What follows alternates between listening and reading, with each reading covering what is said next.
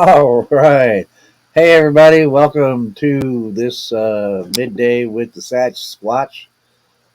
Kind of part of my, I guess it's part of my Satch Squatch Random Live series. Just because I got some time off and I got some time to do a bullshit session, so I thought we'd see how many people wanted to still talk after Nikki's morning show, which was pretty cool. And with me, I got my good friend and dare I say colleague? Yeah, Mr. Leon. Oh my, oh my, oh my. How's it going, Leon? Good. Like I said earlier, I have like a small, long gated window up top on my wall, about 14 feet up, and the sun is just coming right down on my face. Like, You just keep basking in the sunshine. when I cut my hair and I have to take my hat off, you guys are all going to be blinded by a ray of light coming off my forehead. All right, right. Hey, there we go. See icon. Sees Mr. No. Hey, welcome, man. Listening while doing paperwork. Awesome. Hi, Angel. How you doing? Hey, Mr. Fuller. You're not late. Nope. We just started, man. So this is the one time you didn't miss anything yet. No. So yeah. So yeah, guys. I'm just basically I'm doing this because well, Nikki had a great show this morning with her and Enzo, and we were all there in the chat and I thought, you know what? I have some time off now, and I'll tell you why. So why not just jump on, do a bull session, see how many people are around and want to join. You know, we can just talk about it, and I will end up putting the link in chat in case anybody wants to jump on and say something or whatever. And but yeah, so yeah, guys, and I was talking with Leon backstage about it a little bit, man. And you know, here you go, the old Satch Squatch goes off the handle, man. You know, I was driving to work this morning, and so the Jeep decided that it didn't like the clutch that it had in it anymore, and so it burned it up. And so I immediately got angry, and I blamed it all on my wife because she was the last one to have the Jeep on Wednesday, and it was fine before then. But then I realized my error of my ways. And you know it's not her fault at all, you know. And of course, me being a reasonable and person with feelings, um, you know, I immediately realized, you know, well, now I gotta apologize to my wife after being a dumbass and getting angry and lashing out at her, Two thumbs up. because it's really not her fault, man. I mean, that clutch is at least 24 years old as far as I know, because that's how old the Jeep is. And I've owned it for 20 years and I've never had the clutch replaced. So I'm surprised that that clutch lasted as long as it has, you know, and it was just a coincidence. It was just about time for it to go. She just happened to be the one driving it.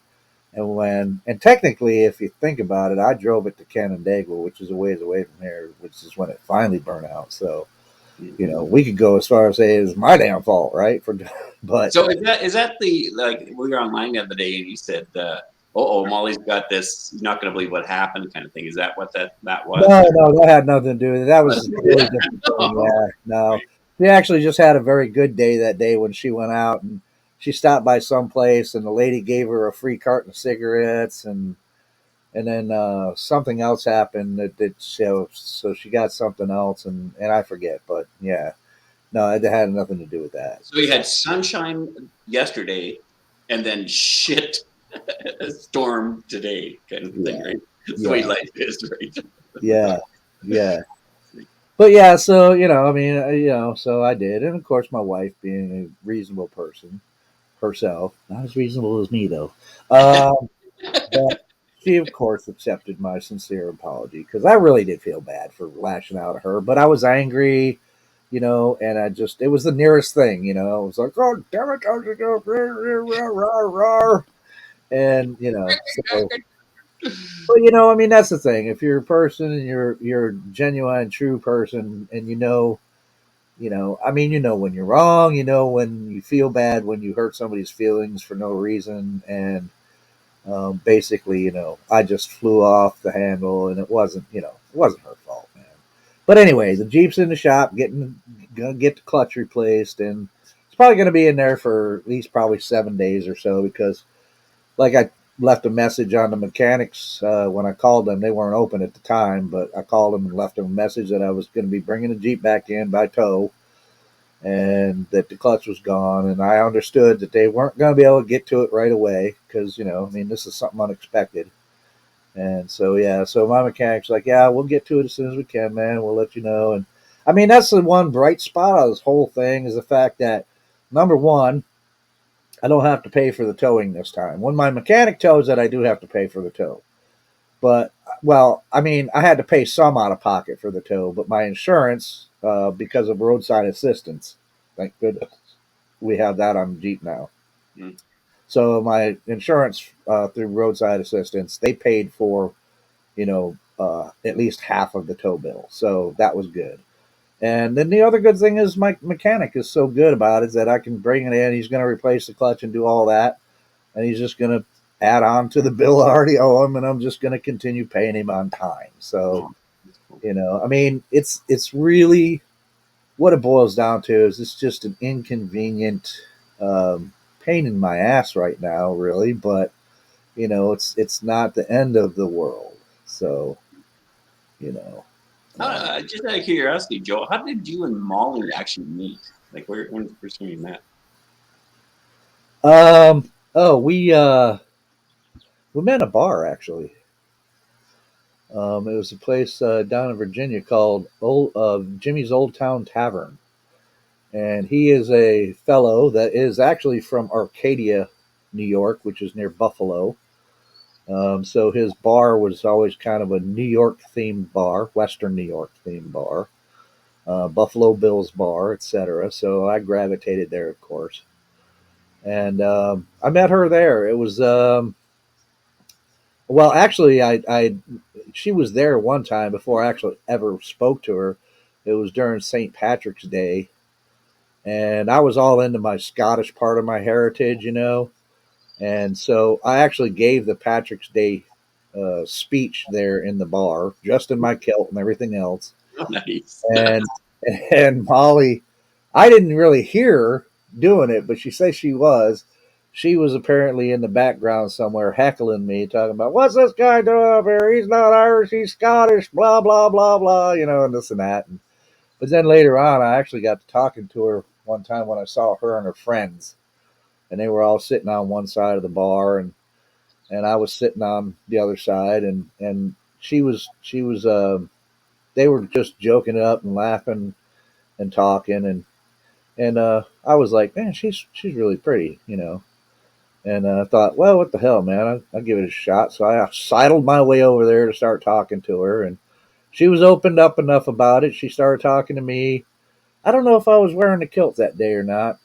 I think I might have been in jeans actually, but um, yeah. So I started talking to her, and she's just making me laugh so hard, man. I just loved her sense of humor. She was cracking me up. Mhm. And what was your line, your pickup line? what when I met her? Yeah, like When I what? Like started you're talking to nervous, her? right? You're like, oh my god, I kind of like this girl, and I don't really recall what I first said to her. I think I just sidled up and just up there and said hi and told her who I was. My name's Joe. Can I get you a drink or whatever? That kind of thing. Mhm. And so and then by the end of it, I was like, of course, the normal thing at the end. Write your number on a napkin, right? Yeah, yeah, So I yeah. write my number on a napkin. I said, hey, if you ever want to use this, give me a call. Because I never ask somebody for their number because, it's like they'd probably give me the number to a taxi company. Yeah, So yeah. I'll just give my number, and hey, use it if you'd like to. And so after a while, she didn't call. She didn't call. I never received a call from her. So I figured, oh, well, she's not interested. No big deal. Okay, fine. I'm used to that. It's no, nothing. And then she came back later on when I finally saw her. I said, "Oh, well, I guess she didn't want to call me." And she's like, "I lost your number. I lost it. I swear I lost it." And I was like, "Sure you did. Yeah, we were probably like napkin but yeah." So but yeah, that's how we met. Yeah. Well, that's a good affirming thing to hear. meaning that she is interested after sweating for that chunk of period of waiting. And it's Yeah. like, oh yeah, that's one of Murphy's Law kind of thing. Is Right. it true or isn't it true? Well, the nice thing is she is interested. You're married now, so like, I almost Yeah. like, And it's coming up soon. May 1st is our wow, 19th wedding anniversary. that's next week, isn't it? Yeah. Yeah. Yeah. It's within a few days. Yep.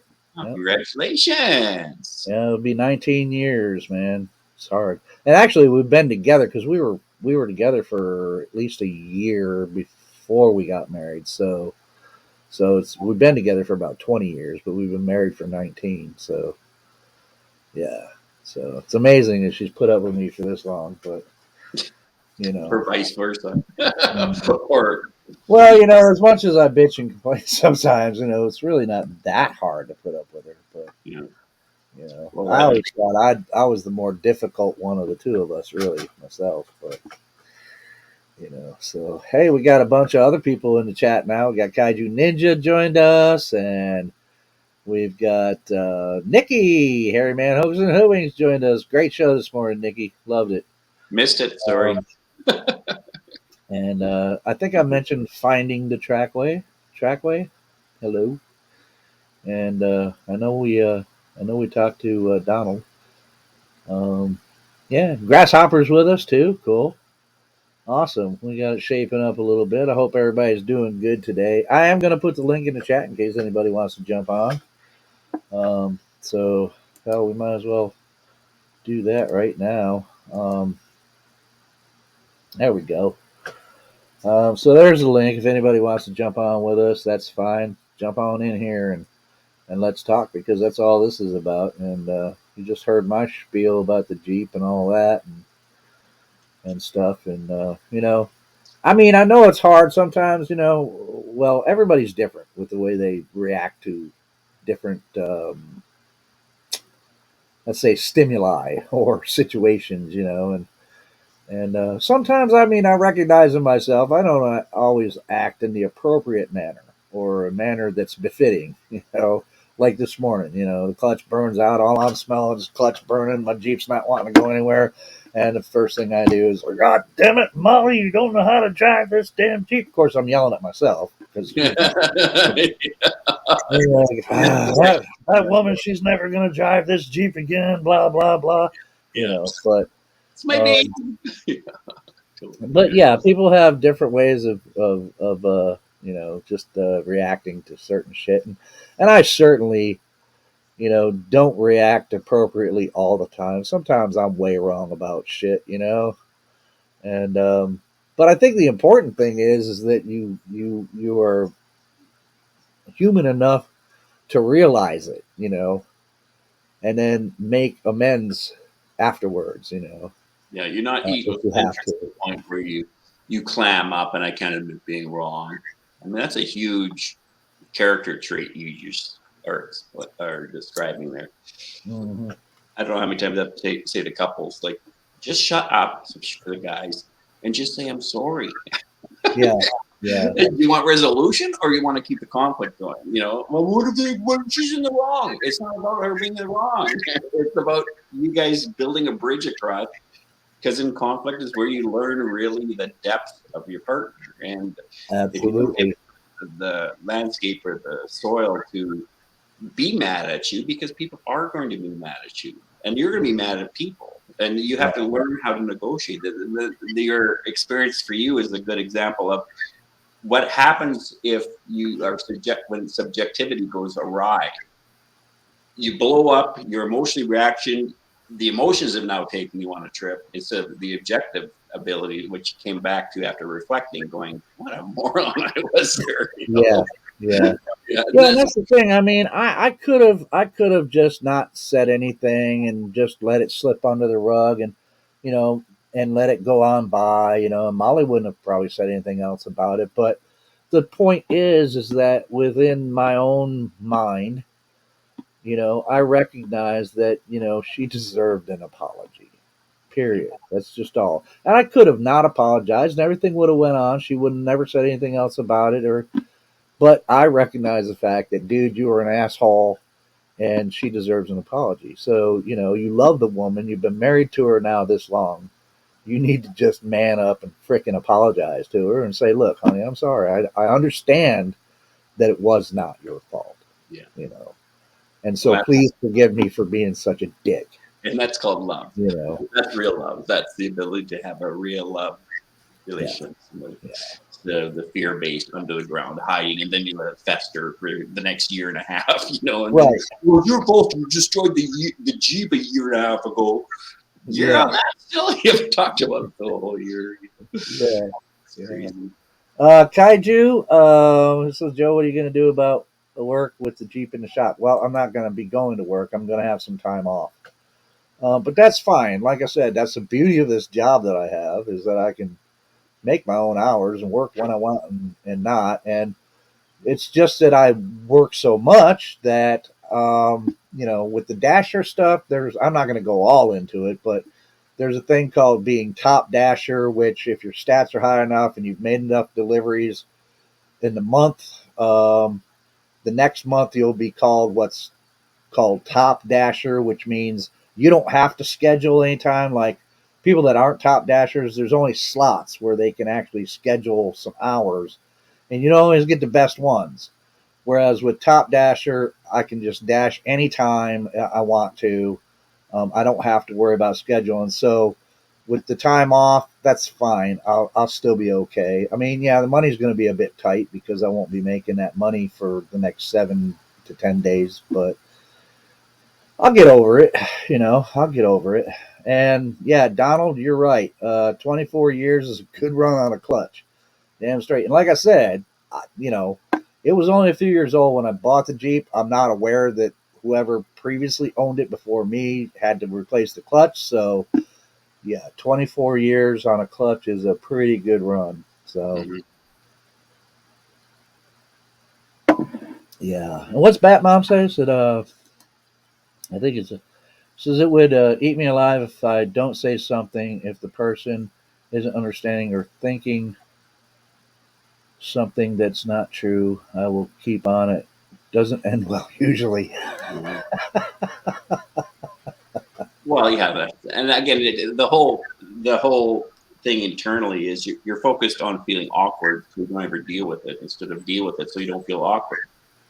Whereas, like, you could have buried it. Like, you could beat yourself up today about not saying what you said to her, but you freed yourself by facing your truth about yourself, and it freed her up as well. So you go back to men, about Yeah, neutral positioning again. So yeah. Well, to me, I mean, like I said previously, man, I mean, that's one of the most important things about a person. That if you have the character, I'm probably going to like you if you're that type of person. That if you have the character to understand and realize when you are being a dick, and can apologize and understand that, damn, I was a dick, man. I need to, you know, that goes a long way. I mean, and yeah, I mean, I understand that, like you say, Leon, all the time about people that you have worth and etc. And and I understand that people like me and they, but hey, man, I'm not gonna beat around the bush about it. Everybody, I mean, I damn sure can be a dick sometimes, man. well, yeah, and that's why I always And, say, like, uh, I've been a moron.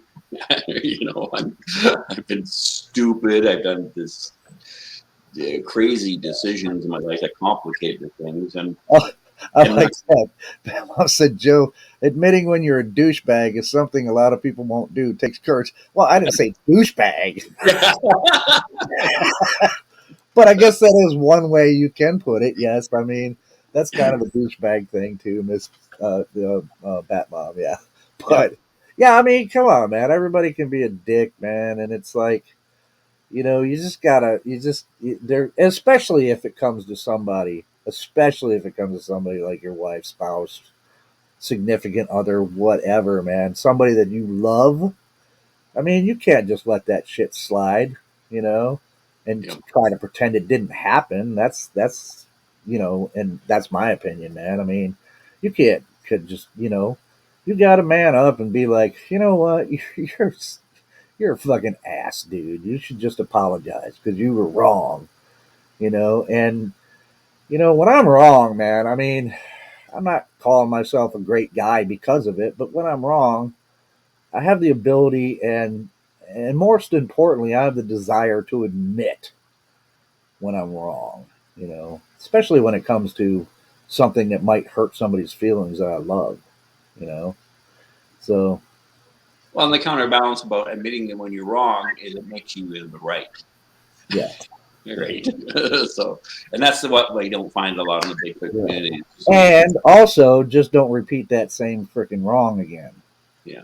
Well, try not. Understand, right? You try not to. Not to say that I probably won't be in the future some kind of a dick again someday. I'm gonna try not to be, of course, but you know, Yeah, you don't want to be your. Oh yeah, that guy. Yeah, he's a dick. That's your new identity. Is your dick. yeah, yeah. But that's life for you, man. Shit happens, and you just you've got to deal with it the best you can. And look, if you can't deal with something on your own, then there is no shame in reaching out to somebody and say, "Look, I got a problem with this, man, and I don't know how to deal with it. So, you got any pointers? Somebody that you trust, respect, that might be able to help you out, man. I do that a lot with you, Leon. What? Be a When I dick? when I got shit going wrong up here, man, and I can't figure it out, I'll be like, "Hey, Leon, you got some time to talk?" Well, there is an art of letting go. That's a tough one to do. It's just like in the big picture, you have perspective. Like that. It's funny how age or crisis, like even for me, I noticed a real shift. It's not a real shift as much as is a more permanent letting go capacity has been in my life because I'm so deep. I've had to be dependent now for it's like over a year and a half. I think it's going on a year and a half when I first got in the hospital, where you're been mostly independent your whole life and functional and you could trust yourself, but now you're dependent. Someone has to change your diaper. Like fuck, I Yeah, can't I'm a 59-year-old toddler, and that, but yeah, that's got to humble you a little bit, doesn't it? oh no, not at all. Especially everyone who keeps changing your diaper is a different person, and there's usually two of them. So it's like, okay, you got a guy and a girl changing your diaper. That's an interesting dynamic as you're visually watching this happen. This hasn't happened for a while, by the way. I'm no longer on diapers to let everyone know, and I want to let everyone else know, which I told you yesterday was. I got in my car on my Jeep for the first time yesterday.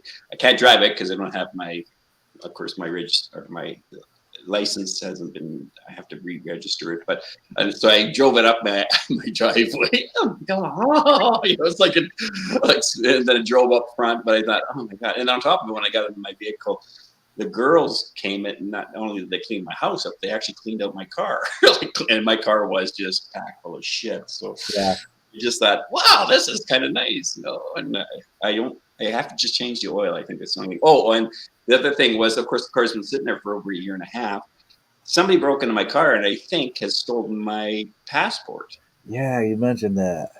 And so I got to check to see because I know the girls wouldn't throw it out there. Leanne was talking to me yesterday about that. She, well, I would never throw it to them. I said, I know. I think it might be just put in a bag and with other mail and stuff inside there. But I have a mechanic friend, Wayne, and he came over, so he set up a charger on it. But the key part for me was when I went and opened up the hood yesterday. I wanted to make sure because I've had marmots live in my car. And marmots are big, and and rats and all those kind of things, and they like to eat plastic and electronics inside of the engine compartment. And the Yeah. only thing I could see was there. I think it was a ground wire, and it had three little wires still Oh attached. yeah. It Yeah. worked. No smoking, no overheating, but I'm going to have to definitely change that down the road, I think. So, but Yeah. it's Yeah. That freedom. mom does bring up an interesting point here. She said being dependent is extremely hard for someone to go through as an adult. And I absolutely agree with that, man. I mean, as adults, we don't like to feel like we're dependent upon somebody, and and in your situation where you had to do that, Leon, where you were recovering and people had to come in and change little Leon's diaper all over again like he was a little child.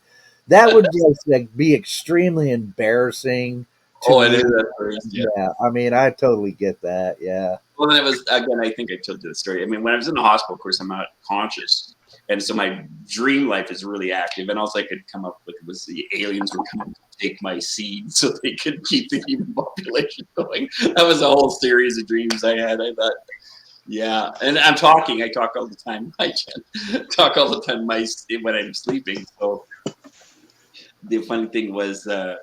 I'm sure they would laugh. The nurses said, "You are so fun to work with because you have no idea what you're saying, and we can hear everything you're saying." Like, what's he talking about? Oh, he's talking about he thinks that we're taking his seed to populate the planet. you know, yeah, no more. And I think sometimes that's the nice thing about life, in a way. As much as life can hand you some shit, is it hand you some shit, but it's trying to maybe teach you something too, which is let other people care for you. That's a strange one for me, from my yeah, background. Has yeah, been, especially as adults, we stop trusting. That file on trust becomes more distrustful because we've had more distrusting experiences, and so it's really hard to realize that, especially in the political atmosphere of the day, which is everything's anxious and crisis. We're going to World War III. Like AI is going to take over the earth. All this kind of stuff. It's kind of nice to realize that most of that is just in their head, and when there are good people who are out there who actually care about people. Like yeah. Hey, we got the Book Wash crew of BC in the chat. Is that what Jerry or Bill? uh, I'm not sure. They should jump on. Yeah.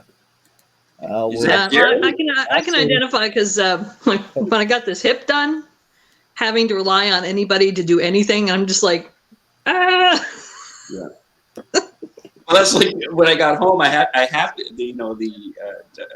I mean, I'm thankful for certain things in the Canadian system compared to the American system, where, like, just before we got on here, I have people coming every single day, and they're there, and you need help with your laundry and stuff like that.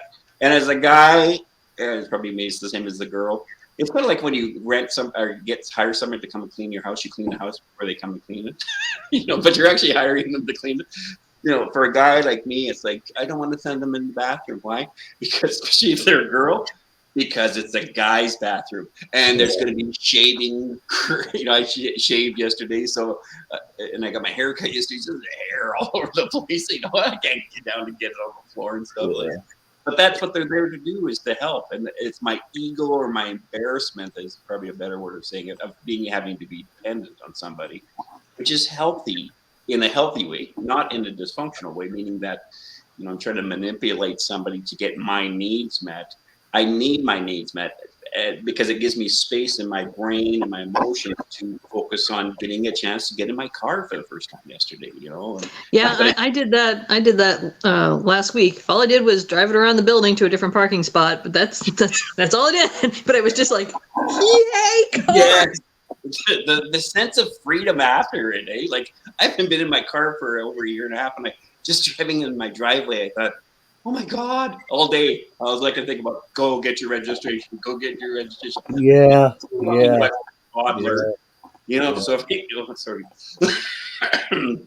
If I get pulled over by the cops, you want to get out of your vehicle, I'm going to look sort of like I'm fucking drunk because I'm walking like a toddler. You been drinking? No? Oh, I think you have. Do this type of line or whatever that roadside thing is. No, I'm going to film. I have to hack out of it. Go ahead, you guys. Yeah, I know a little bit. I know a little bit about that feeling, man. Because when I first got the Jeep back on the road, and I got in the Jeep, and I was all giddy. Well, get the Jeep back on the road, yeah, my. And yeah, so I was same way, man. I was like, damn, now I got to re-register it, and I couldn't until I got it inspected, and it was a bunch. But yeah, I get that feeling when I first got the Jeep back. Yeah, and it'd been like 3 weeks that my car sat in the same spot, and I was just like, I should probably move it around to the other side of the building that's closer to the elevator. so I don't have to walk as far.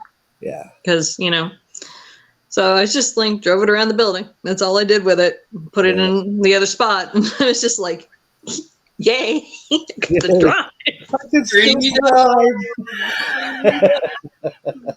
Yeah, I know the feeling. Hey guys, everybody, the link's in the chat, and in case anybody wants to join, that's why I keep putting it up there, and that includes you, Jerry, if you're still in the chat. If you want to jump on and show your lovely face to everybody and join in the chat here on camera, that would be awesome. Yeah, because we're just having a bullshit session here, whatever we want to talk about. And we've been having a good one so far. I mean, hopefully. I mean, I'm learning something here just by talking through all of this. Yeah, let it go. Let it go. Let it go. Let it go. Yeah. Sorry, I won't sing. That would drive people crazy. You just went inside my head, Leon, because that song just went through my head. Yeah. Somebody had a question. I think it was Donald. Yeah, it was Donald. He said, I hear they're going back to no passport needed across the border. Is that true? I don't know. I know that they're going back to don't have to prove that you had your vaccination. Oh, that would be great if you don't need a passport, because if mine was taken on my vehicle, I don't know when it's taken. Somebody could walk around stealing my passport, traveling the world selling cocaine. I mean, all these FBI people are look out for this guy. I'm going to cross the border in July there. It's great. And there he is, Mr. Jerry Matthews from the Book Glass crew. Welcome, Jerry. Good to be here for the first time. Go ahead, Jerry. Well, can you hear me? Oh, yes. Okay, I got a lag going on here. When I say something, see, it's a lag. Okay, so we'll do that exercise. I'm going to say 1, and then you say 2 as soon as you hear the 1, okay? Are you ready? Jerry? Can you hear me? Jerry. Okay. 1. 2. Okay, that's not bad. That seems good to us. It's good on our end. Yeah. I got my emotional support animal shirt on. No, I like that one. Yeah. I do like that shirt.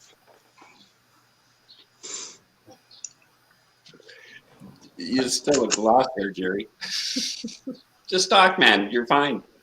Talk, man, talk. So, I was wondering what you might have to add to what you've heard so far, which I don't know how much you've heard so far. See, I get myself again about 15 seconds later.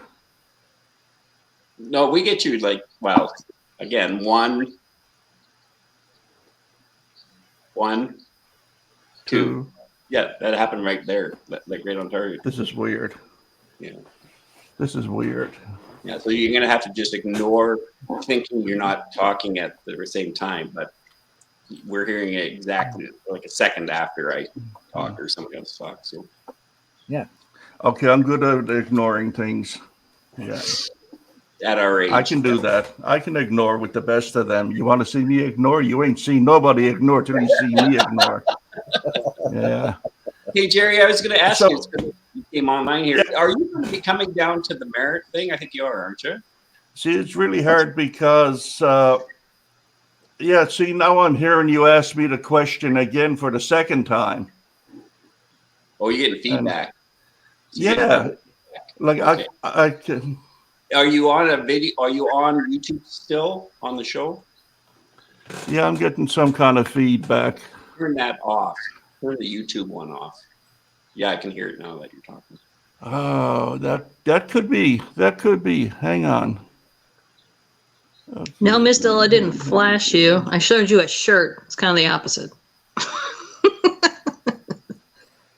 I was talking to Jeff last night, and Joe and Mickey, and I think Jeff was talking about T-shirts he wants to do, and I thought we should go to a T-shirt that says I signed a NDA, and then the NDA was an acronym. I can't remember what Jeff came up with for an acronym, because people were like, "You signed an NDA," and then below he's like, "Yeah, no I don't know. I have to think of No, a name. no dog man allowed. Yeah, let's say, yeah. That's what it is.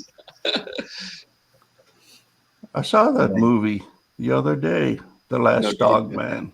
Oh, last Yeah, one. which had nothing to do with what they're talking about. as far Absolutely not. Yeah. I pointed out that, only a dozen people probably survived the Sand Creek massacre. And then they got a village of about 100 people 100 years later. I said, there's a lot of incestual activity going on there among the horses even. Oh, that's hilarious. So, Yeah, but Jerry, are you going to be at the Merit Conference? I will be there with bells on. It might look silly, but I'll be there with bells on. Are you I'd like bringing? to see that. Are you going to For that. record? Are you going to record it? I'm hoping to. I haven't talked to Sheldon about anything at this point. But yeah, I'd like to get something recorded on it. Yeah, you should do Definitely. it. And just say you're doing, at least for me, record me and tell Sheldon while Leon asked me to record him. So no Yeah, one else will be yeah. able to use it on any kind of Yeah, my because stuff. I don't know who got the rights to anything or whatever, so I'm not going to step on somebody else's toes. I mean, with you, it's a definite, Right. It's a definite with you, but I don't know about the other speakers that are going to be there.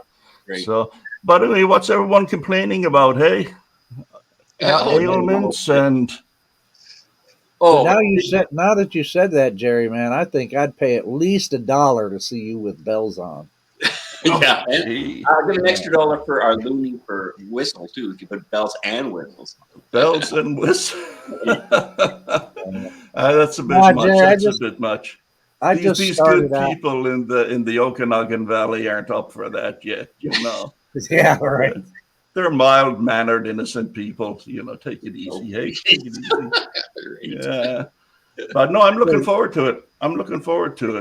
Yeah. That's Hey, Joe, that's some beard you got there, by the way, my Isn't friend. it though? I mean, Yeah, I mean, I could see a robin and a canary sticking their head out there, and yeah, Sasquatch. Yeah. feeding time. last week's dinner. Yeah, Last week's dinner. yeah. Yeah. I get a kick out of so many girls who have boyfriends or husbands that have really big beards, and the wife always has to say, "Can't kiss it, go wash your beard," because it's got like a month of smell to it from all the food. Yeah. Yeah. So you like the copper's interview, and then you say, "Wait a second.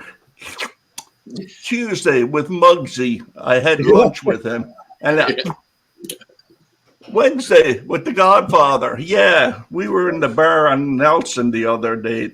Well, yeah, Scotch and soda. Yeah." It's good for alibis. If not, I can't grow one worth heck. Yeah, I keep Joe's threatening going for the Jerry myself that- Garcia. Yeah, Yeah. I keep threatening myself that I'm going to trim this one, but I haven't done it yet. But Adds your character. So, He is a character. yeah. So, is it nice there? You're in Chilliwack, you think, aren't you? Yeah, that's correct. Yeah. Yeah. And is it nice? It's awesome weather. It's supposed to be 27 here on Saturday. Yeah, it's nice enough that I've got to leave in a few minutes to go mow the lawn.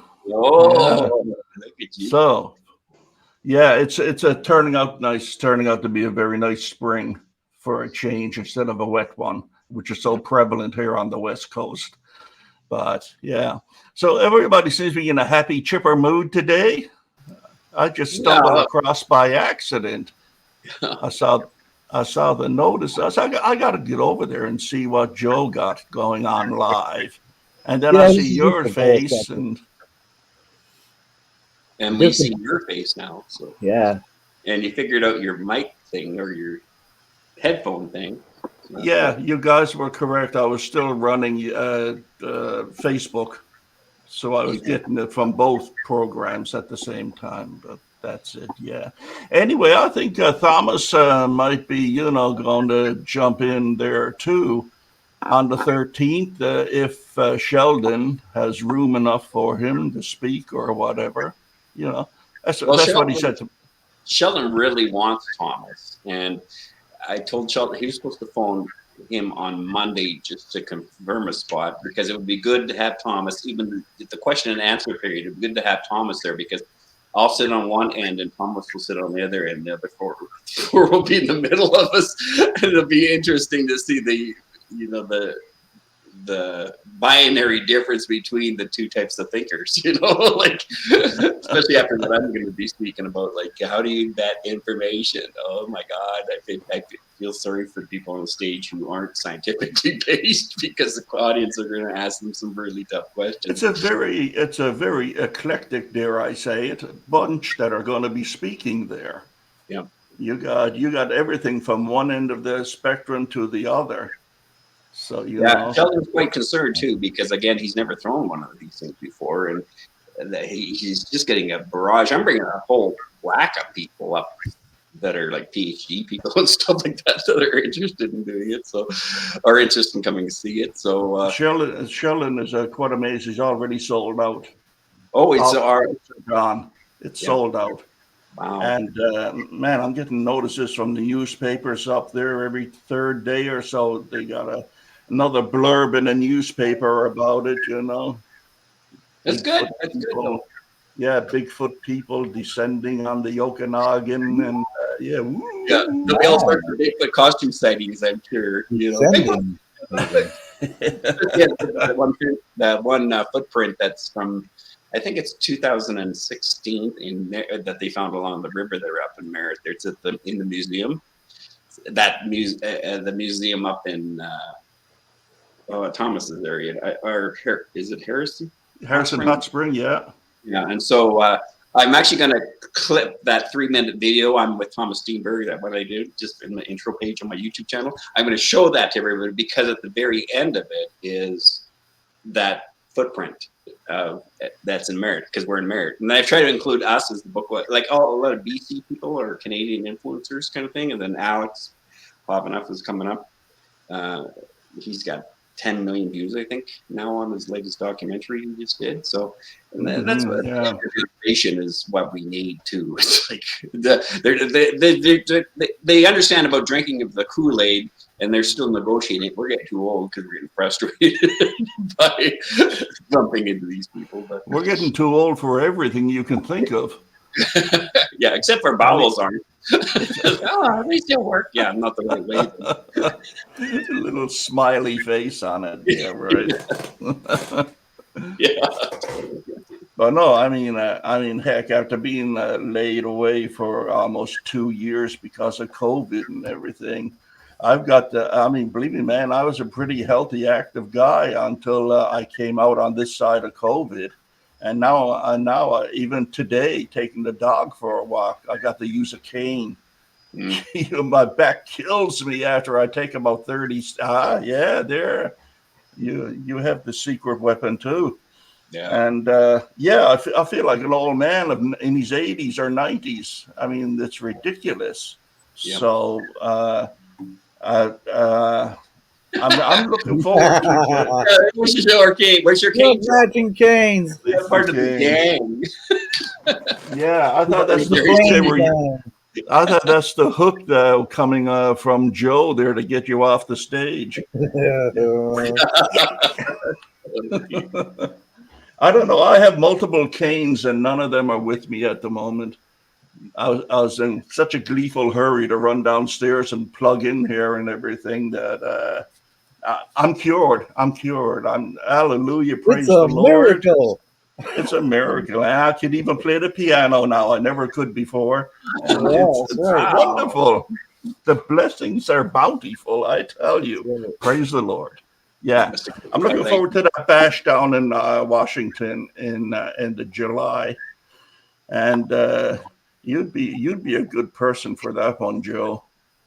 The gathering over there in July in Washington. That Nikki and Jay got on the go, and I wish I could go. I wish I could. There's no feasible way for me to do it though. But maybe someday. What I'd like to really, really do, and you guys, I mean, you and Leon and Thomas, y'all all live within a fairly close 3 hours, right? Yeah.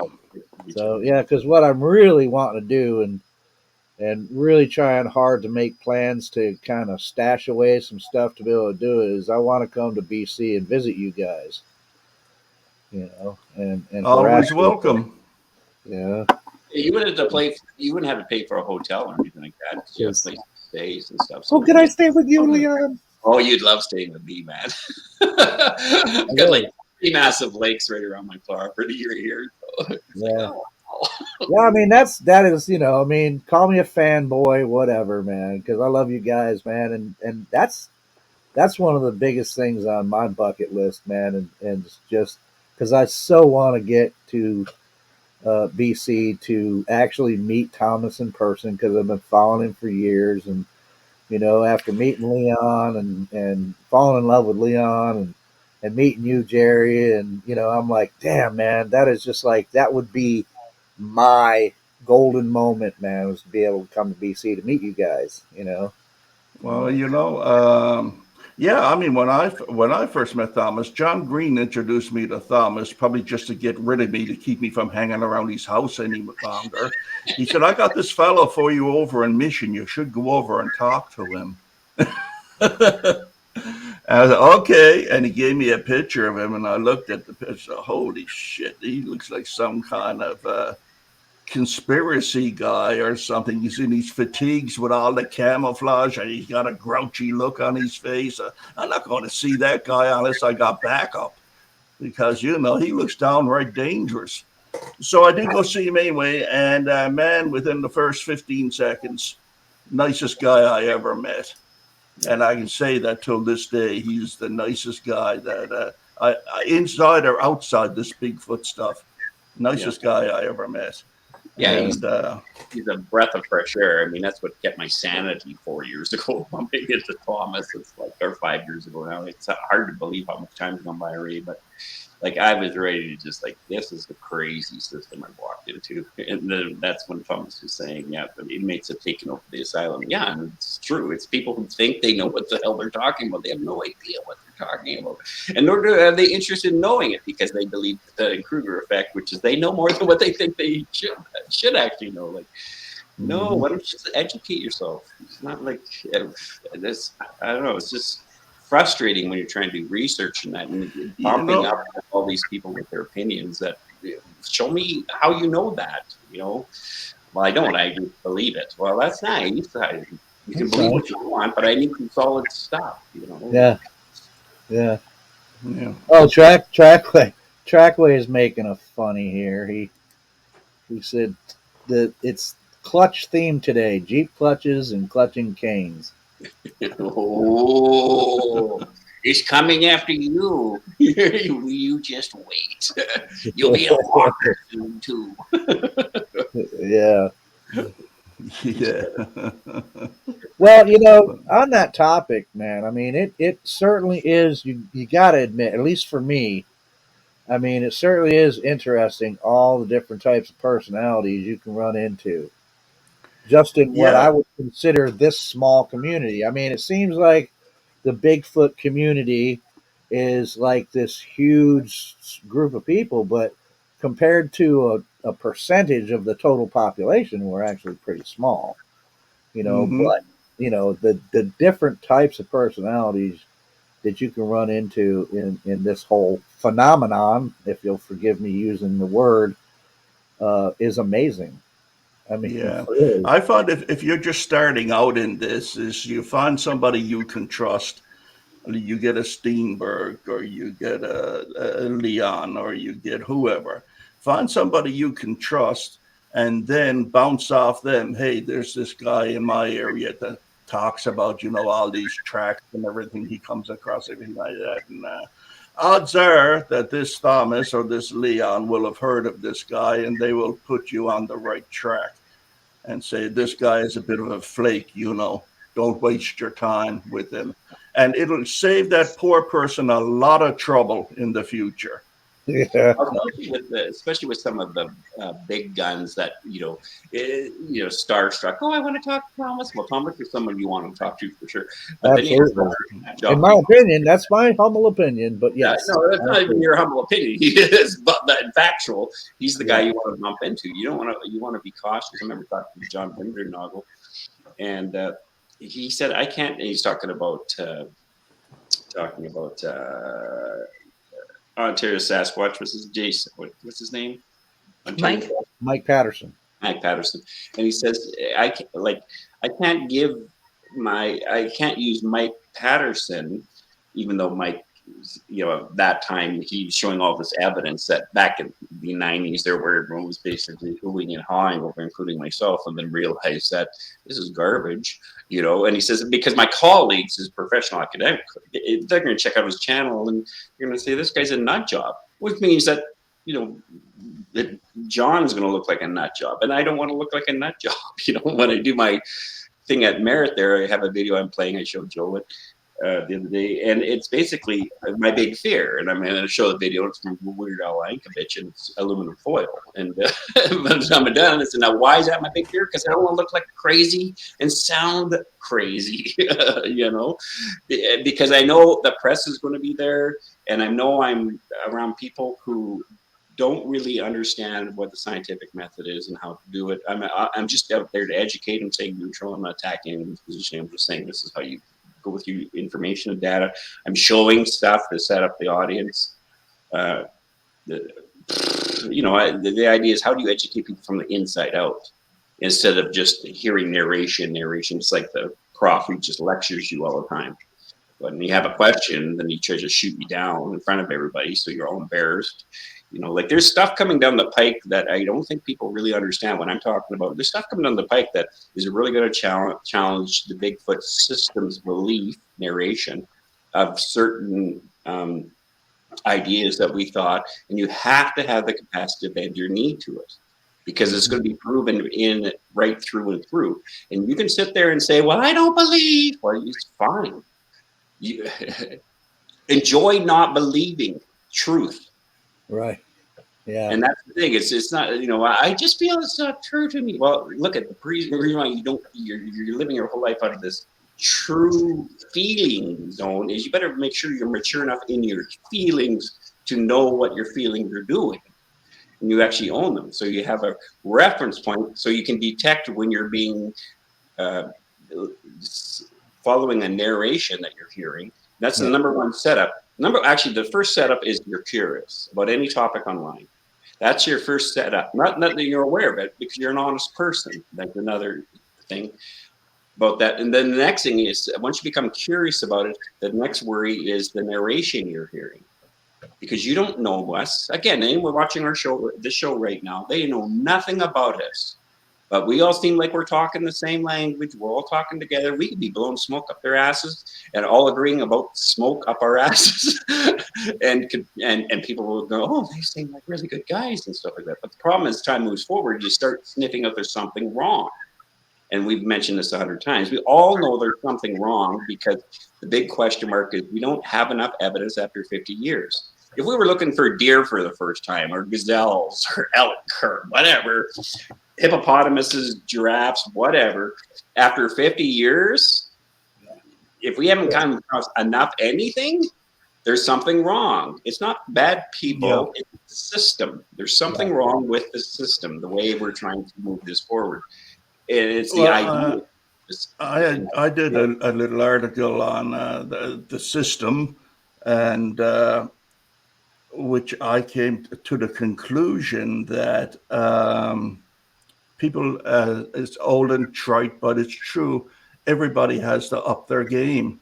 Everybody who's involved in any shape, way, or form has to want to have a better self when they investigate this. Yeah.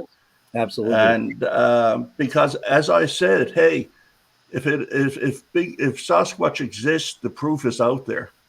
Absolutely. The evidence and the proof is out there. And if Sasquatch doesn't exist, well, the proof and evidence is also out there.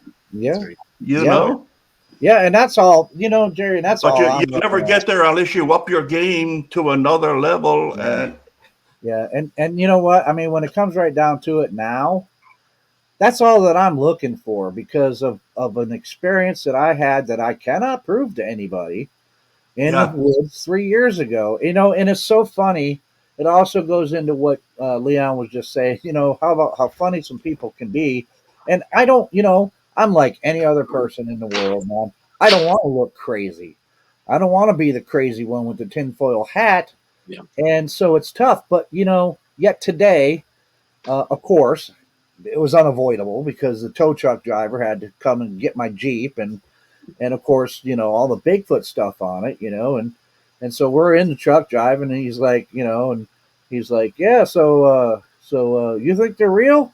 And so, stupid me, of course. I mean, I'm like, well, yeah, blah, and just like out it comes, and I said, before I knew what I was saying, I said, I said, man, I've actually seen one. I said, I cannot prove that to you, but yeah, I've seen one. And he listened to my story, and he was like, and I was like, I know, dude, I know it sounds crazy and all that stuff. And he's like, no, I think it's pretty cool, man. So you do run into those people, but it's like, it's crazy enough. And I think we can all agree here. And I know people don't like me using that word crazy. We're not crazy. Well, no, we're not crazy, but it sounds crazy. And it's crazy enough for me just to say that I saw a Bigfoot Yeah. stalking a deer, apparently, trying to get some food. And that's crazy enough for most people to absorb. But imagine if I said I saw a Bigfoot stalking a deer, and the Bigfoot spoke to me psychically, and then he disappeared into a puff of You smoke, too, huh? or he There. clipped, or he walked into a portal. I mean, come on, man. I mean, really, that's where we're at with this? I mean, so yeah, and Thomas brings it up all the time. Um, he brings it up all the time that he says to me, he's like, you must think I'm crazy, Joe, because here you've seen one, and I'm saying, and I said, no, I don't think you're crazy. I don't think you're wrong or anything about that, Thomas, because Thomas, look, neither Thomas nor Leon, I don't think, can intellectually sit there and say, I mean, they can, and I don't mean to put words in your mouth, Leon, um, that I absolutely, definitely, 100% saw a Sasquatch. But they do know that I experienced something out there that was very real. Now, I'm saying that it was a Sasquatch because I don't know what else category to put it in. And I've said this before. I know what it was not, and it was not a bear, or anything like that. It was not a man in a monkey suit or a ghillie suit or anything like that. And I can't prove a bit of this, right? So, you know, when it comes down to it, what do I do about it? I have something that's happened to me. Lots of people have, because yeah, there's lots of people. Now, I'm the kind of guy that the more extraordinary a claim is, well, then you're starting to get into a territory. I need some extraordinary evidence for it. You might be able to tell me that you encountered a Bigfoot, describe the encounter, and I may believe you because I know that it can happen, you know. Um, but once you start getting past that and you start adding in all this other stuff, it's like, yeah, excuse me, how do you know? Um, and the point is, just like you said, Jerry, we haven't proven this thing exists. No, And if it no. doesn't exist, that leaves me with another fucking problem. And the thing is what leaves a bad taste in your mouth, and a lot of people that you talk to, you mentioned a tow truck driver.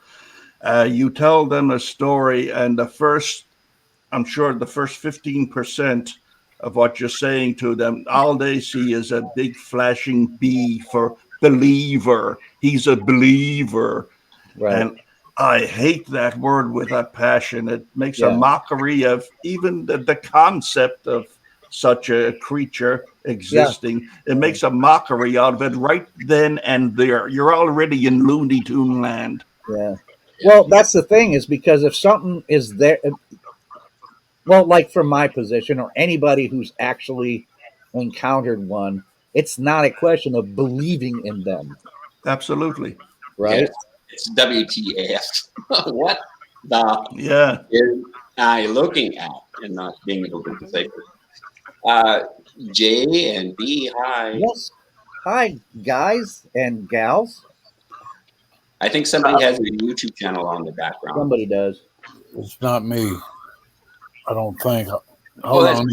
Jay I Bird. did. All I was going to say real quick, yeah, Joe, you're Looney Tunes. I'll be right back. Probably me. Shoot. Shoot. Not Well, that was the idea about doing that Steve, Weird Al Yankovic video, because I have to talk about my experience, because everyone oh my wants to know gosh. about my Hi, experience. hi, Joe. Hi, everybody. Hi, Hey, babe. B. Hi, B. I can't believe this. I'll be back. Okay. You said that last time, they never showed up again. Yeah. But I mean, I have to talk about. She realized she was on the wrong channel. Yeah. This was a knitting show. No. Where's Brent? Is this you, Brent? Yeah. To tell people that I saw a juvenile Sasquatch on the back of a moose. I mean, that's going to sound crazy, and I'm going to laugh. Like I try to add a lot of humor into what I'm going to be talking about. And I haven't taught for 3 years because of COVID for the first 2 years, and then this incident with my leg condition kicked in, so that I've been out. So it's the first time I'm actually talking. And I'm used to walking, like I like engaging an audience. So I'm usually right in their face, walking and stuff. And I want people to do that. But the idea is to put perspective onto also like asking people. I got 10 good questions. Most of those questions I'm asking people is like, are you an honest person? You feel like you're a fairly honest person? Raise your hand. You feel like you're fairly trusting? Raise your hand. All of those things I'm asking earlier on in the talk. I use later on to say, if you're this type of personality, you're open to being deceived, because that's what they like. It means you have an open regulator of trusting. The problem is how do you really trust the person? Line 6, Jerry, that's you. Pick up aisle 7. Okay, they went away. I'm sorry. I was slow on the trigger there. Yeah, that's all right, man. We're older, right? But I mean, that's the thing is, Speak for yourself. well, I can. That's all I can say. That mom said, "Whoa, wait! Did he really see a Bigfoot on a moose? Not just a Bigfoot, a juvenile. Juvenile And he Bigfoot." wasn't sitting there with a cowboy hat going, woo! So I show a picture of it's not a real picture, but it's one that's been circulated online. It's total garbage, but it shows a baby juvenile Sasquatch. And I said, now this is my story. I show a picture of a juvenile Sasquatch, and then I have a picture of a moose, a nice clear picture of a moose in the middle of a lake, sunny day, just like I saw it. And I said, and that thing was on the back of that moose where the hump is and the neck is. And I said, does that sound crazy? And I work in the mental health field. Yeah. I want to sound and look crazy when I work in the mental health field. No, but there's something that's going on. And so you have to put it in a context so that, because I know there's going to be a lot of press there, man. It's the first one in America. It's totally sold out. There's going to be lots of press there. And I want to show them a contrast between a scientific method person compared to somebody who's just narrative person, because that's the biggest threat to the Bigfoot scene online is be caution of the narration. If they're not saying that center part about, can you please explain to me from the inside out how you know this, so that we at home, are we watching, and if you have something, you'll teach us that. If they don't have that, they can't teach us anything. Because all they're teaching us is you should believe what I'm saying. Mhm. I can't believe what you're saying because you haven't given me enough to believe in regards to evidence, to sift through the data. And I think you're right. The key word is investigation. And I think the number one thing about why people come online, we always talk about channels being like documentary channels or podcasts or entertainment. It's not entertainment. It's our curiousness about a topic. That's the first thing that sets us up, is we're curious. So you come online. Yeah. And then as soon as you're online because you're curious, that's an open regulator, you start finding channels that have high subscribers and high subscription. I saw one the other day there was 13 million people watching this guy, and the guy's just full of garbage. 13 million people viewed him, that video, that one particular video, and I thought he's just garbage. And the nice thing about Alex is I can trust Alex because Alex is trying to find out the same thing we're doing. We're trying to investigate things, and that's his narration. He does.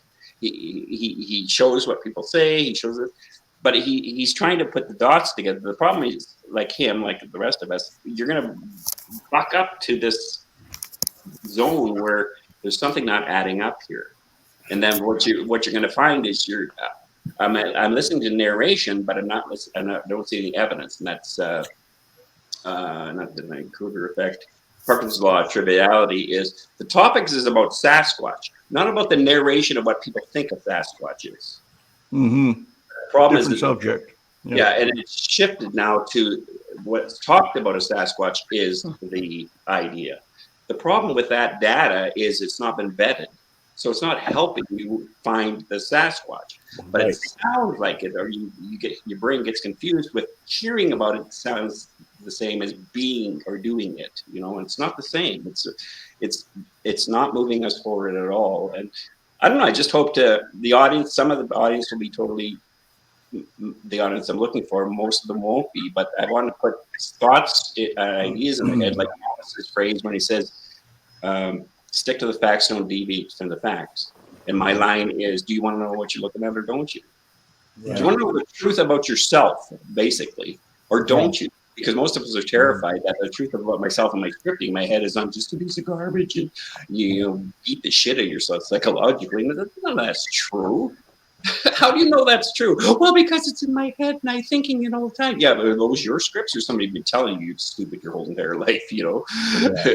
And then now you feel stupid. You can't even give yourself the right to challenge anything. And I think that's the key part about all of it. Like that video I sent you, Joe, like I'm an investigation on stuff. There's just a few people that know what I'm doing.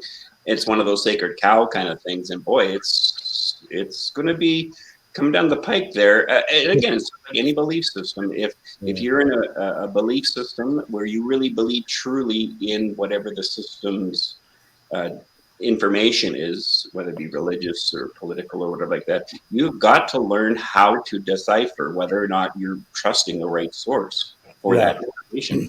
And that means you have to educate yourself. You know, I deal a lot with religious systems, so I'm fairly well versed in most religious faith systems and their belief systems. Also in most of the holes that, you know, I always find that one of the best people to talk to is someone who has left a belief system, because they're usually telling you something incredible. And that's the same as the family system. When I deal with a family system in regards to a functional one or a dysfunctional one, I always go to the black sheep in the family, because they're carrying all the pain of the system. Yeah. I go to the person's dog. Because if I walk in the person's house and see how that dog behaves, it tells me immediately what's going on in the system. Because if the dog's dominant and not just calm and relaxed state when everyone comes home, I can tell that there's chaos in the family. Because if there wasn't, the dog would be relaxed. Dogs usually follow stable pack leaders. Human beings are the only herd animals that follow unstable pack leaders. Yeah, and boy, do that's not me just saying. That's, you know, like what's his name there? The dog whisperer, Caesar Milan. Yeah, Caesar Milan. Yeah, that's where I picked that up from. And B. Lynn's back. Let's see if she. Hi, B. Lynn. Have we got it straightened out? I hope so. Oh, yeah. Sounds good. Sounds good here. She's doing what you did, Jerry. You know what? Oh my gosh. You know what? My daughter was just in here helping me set up her headset, but I'm hearing that darn feedback again. That's your phone. That's me. Hold on. I think that's God trying to talk to you. Yeah. I'm getting this feedback. Oh my! you know, Leon, go away. You know, for me personally, you know, that's, you know, as to what you've just been explaining. For me personally, and we've said this before, I think we've talked about this. You know, for me personally, now, I mean, you know, regardless of me being interested in it since I was a 14-year-old boy and etc., and trying to, get out as much and just really delve into this whole thing, finding out what's real and what's not about it and stuff. Since that, just like totally random chance occurrence, August 3 years ago, almost 3 years ago, I've had to throw away the garbage now, and because for me now, my whole concern is solving and getting the answer of what occurred to me 3 years ago in August of 2020. What is the reality of that? And as Gary was pointing out, I mean, like he said, Bigfoot's real, the evidence is out there. And I can say that, yeah, it's got to be, right? And if it's not real, then that evidence is out there too. And as I said, if they're not real, then I've got a bigger damn problem on my hands because, you know, if they're not, well, then what in the hell happened to me 3 years ago? Which so to me that part's not going to come about. To me, you know, and as Jerry said with the word believe, it's not about belief. I saw the damn thing, so they're out there, and that means to me the evidence is out there. You know, so all the online stuff I have got to just like, I will continue listening to and following and associating with the people that I think can help me. And all the rest of the garbage, I have just got to put it to the side and throw it out. That's all there is to Absolutely. it, Yeah. Donald had a question. Yeah. So did Kaiju. Let me get to that one first. Kaiju asked his question of Jerry. He wanted to know if Jerry has had any Bigfoot encounter. Nothing that I can definitively say was. You know, I found a number of really good prints over the years. And I was on a few interviews with Thomas where we got some interesting evidence. And, but to actually see one, no. As a matter of fact, I don't know anybody who's actually seen one. Not even Thomas.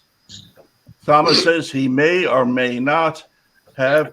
Yeah, but you see, you can't prove that, Leon. That's the thing. See, because that juvenile Sasquatch, he ain't going to come back because here in Canada, it's a $5,000 fine for interfering with wildlife, and possibly 2 years in prison. And that's the truth. You look it up.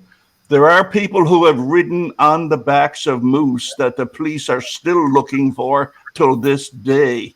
It's called interfering with wildlife. But no, personally, no. I've never seen one. I've seen it. I've seen the excellent footprints, which is just enough to keep me interested in the subject. Yeah. Okay. Yeah, and then Donald had a question for you guys. I've never heard of this. Donald said, question, do you guys think that blood could be the norm found in an actual footprint cast? And he goes on to say, there were some casts taken in southern Vermont at a recreational beach area that are well within human size that has blood in the casts. I feel a foot that's not used to being without footwear would be the most likely to bleed. Yeah. No, I don't think so. Because you're not wearing footwear, you get a calloused bottom, which means it's like leather skin. And that's why a lot of people who are indigenous in, like if you look in tribes that are in the Amazon and stuff, they're all barefoot. I would be suspicious if there is blood there. It's more likely it's a human track. Yeah, I think that was his whole point. He's saying, I think that's what he was saying. Track, and there's blood in it, and he's saying no, that's more likely a human footprint. I would concur. That would be my synopsis on it. That would definitely be my synopsis of it. Yeah, it's probably a human footprint, and they cut their foot on. Your mic's off, B. You have to. Yeah, you're muted, dear. Okay, she's learning all these technical. Okay, tools. can you hear me? Yes. Oh Yes, my gosh. I think we found the problem. There was a 6-7 second delay, and I'm not hearing it. My daughter was popping in here, and she's like trying to help me adjust. This is her set. So, and I can't get on my computer. I'm getting a new computer. Hopefully, maybe Mother's Day. Who knows? But Good. just a cell phone. So we figured out what the problem was. The settings were wrong. Awesome. Yeah, good. Okay, I can hear you perfect. This is wonderful. Thank heavens. Good. Well, hi everybody. Hi. Finally. Hi, Joe. So, What do you want to share? what do you think about all this, B? I kind of agree that well, I mean, who really knows? But just the logic of if there was blood in a footprint, unless the Bigfoot or whatever the creature is had some kind of wound and all, or stepped on something really sharp. I mean, I remember as kids and teens, we go outside and our feet got tough as leather because no one wore shoes. Yeah. What got you into the subject, B? I'm sorry? What got you into the subject? Always had an interest, just like so many people, when I watched that Patty, the on TV when it came on, like, this is what is a creature. We think it's a Bigfoot, Sasquatch, whatever they called it back then. I don't remember. I was fascinated and horrified because spent most of my childhood.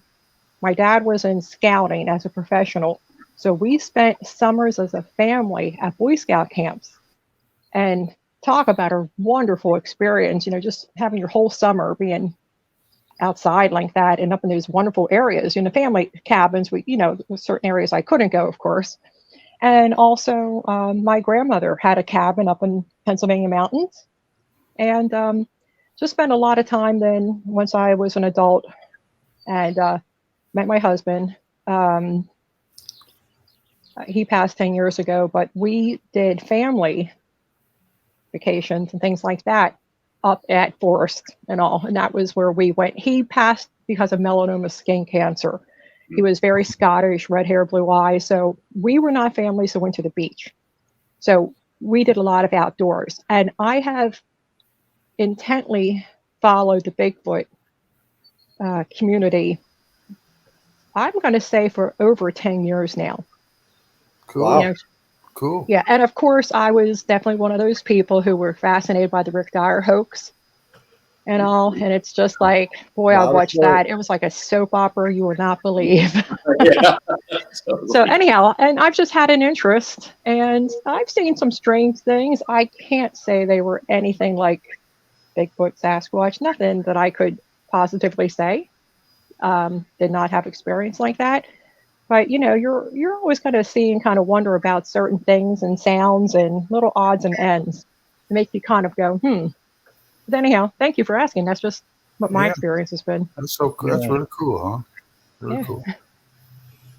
Yeah, I often wonder, and that's why I wish some people would sometimes click the link, which I should put in the chat again, and just because that interests me is what gets people into this. I mean, we all have our own reasons.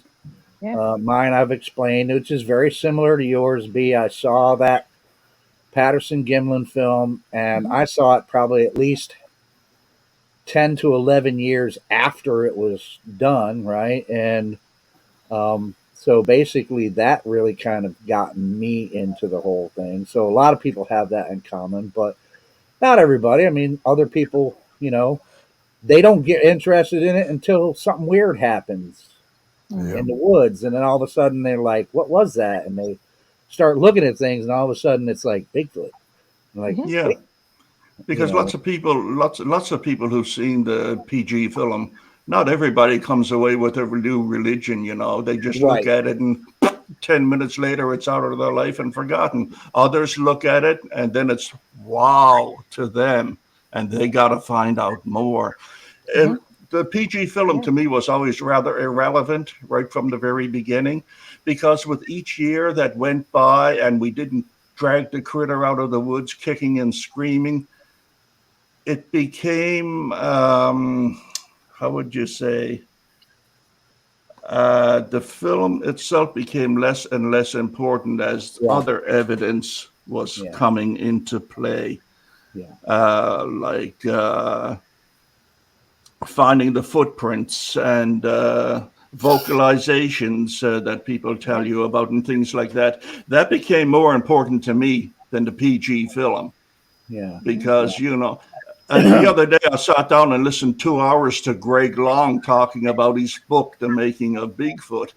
And I came away with such a headache after 2 hours of listening to him. I have it on video.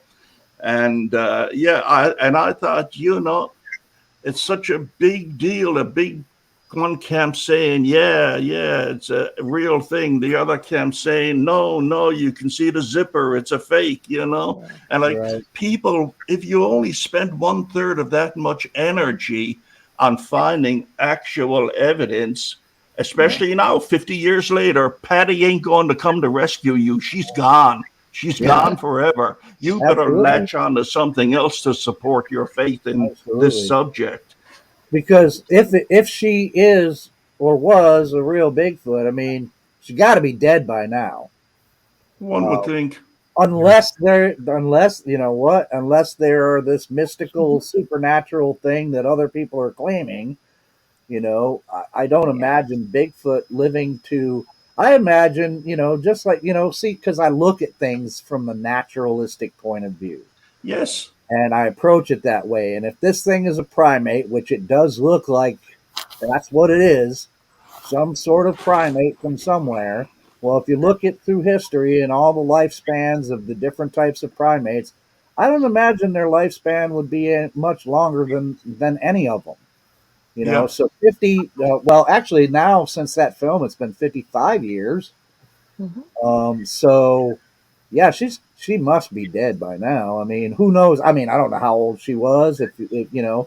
And to your point about whether it's hoax and not or this, well, you know what? Like I said, I've gone my whole life believing that thing was a real Sasquatch. And the people that have tried to debunk it, and I've searched a lot into that film and read both things on both sides of the thing. And the people trying to debunk it haven't come up with enough for me to go, you know what? You're right. That's a hoax. And Roger Patterson and all that, they were all hoaxing it.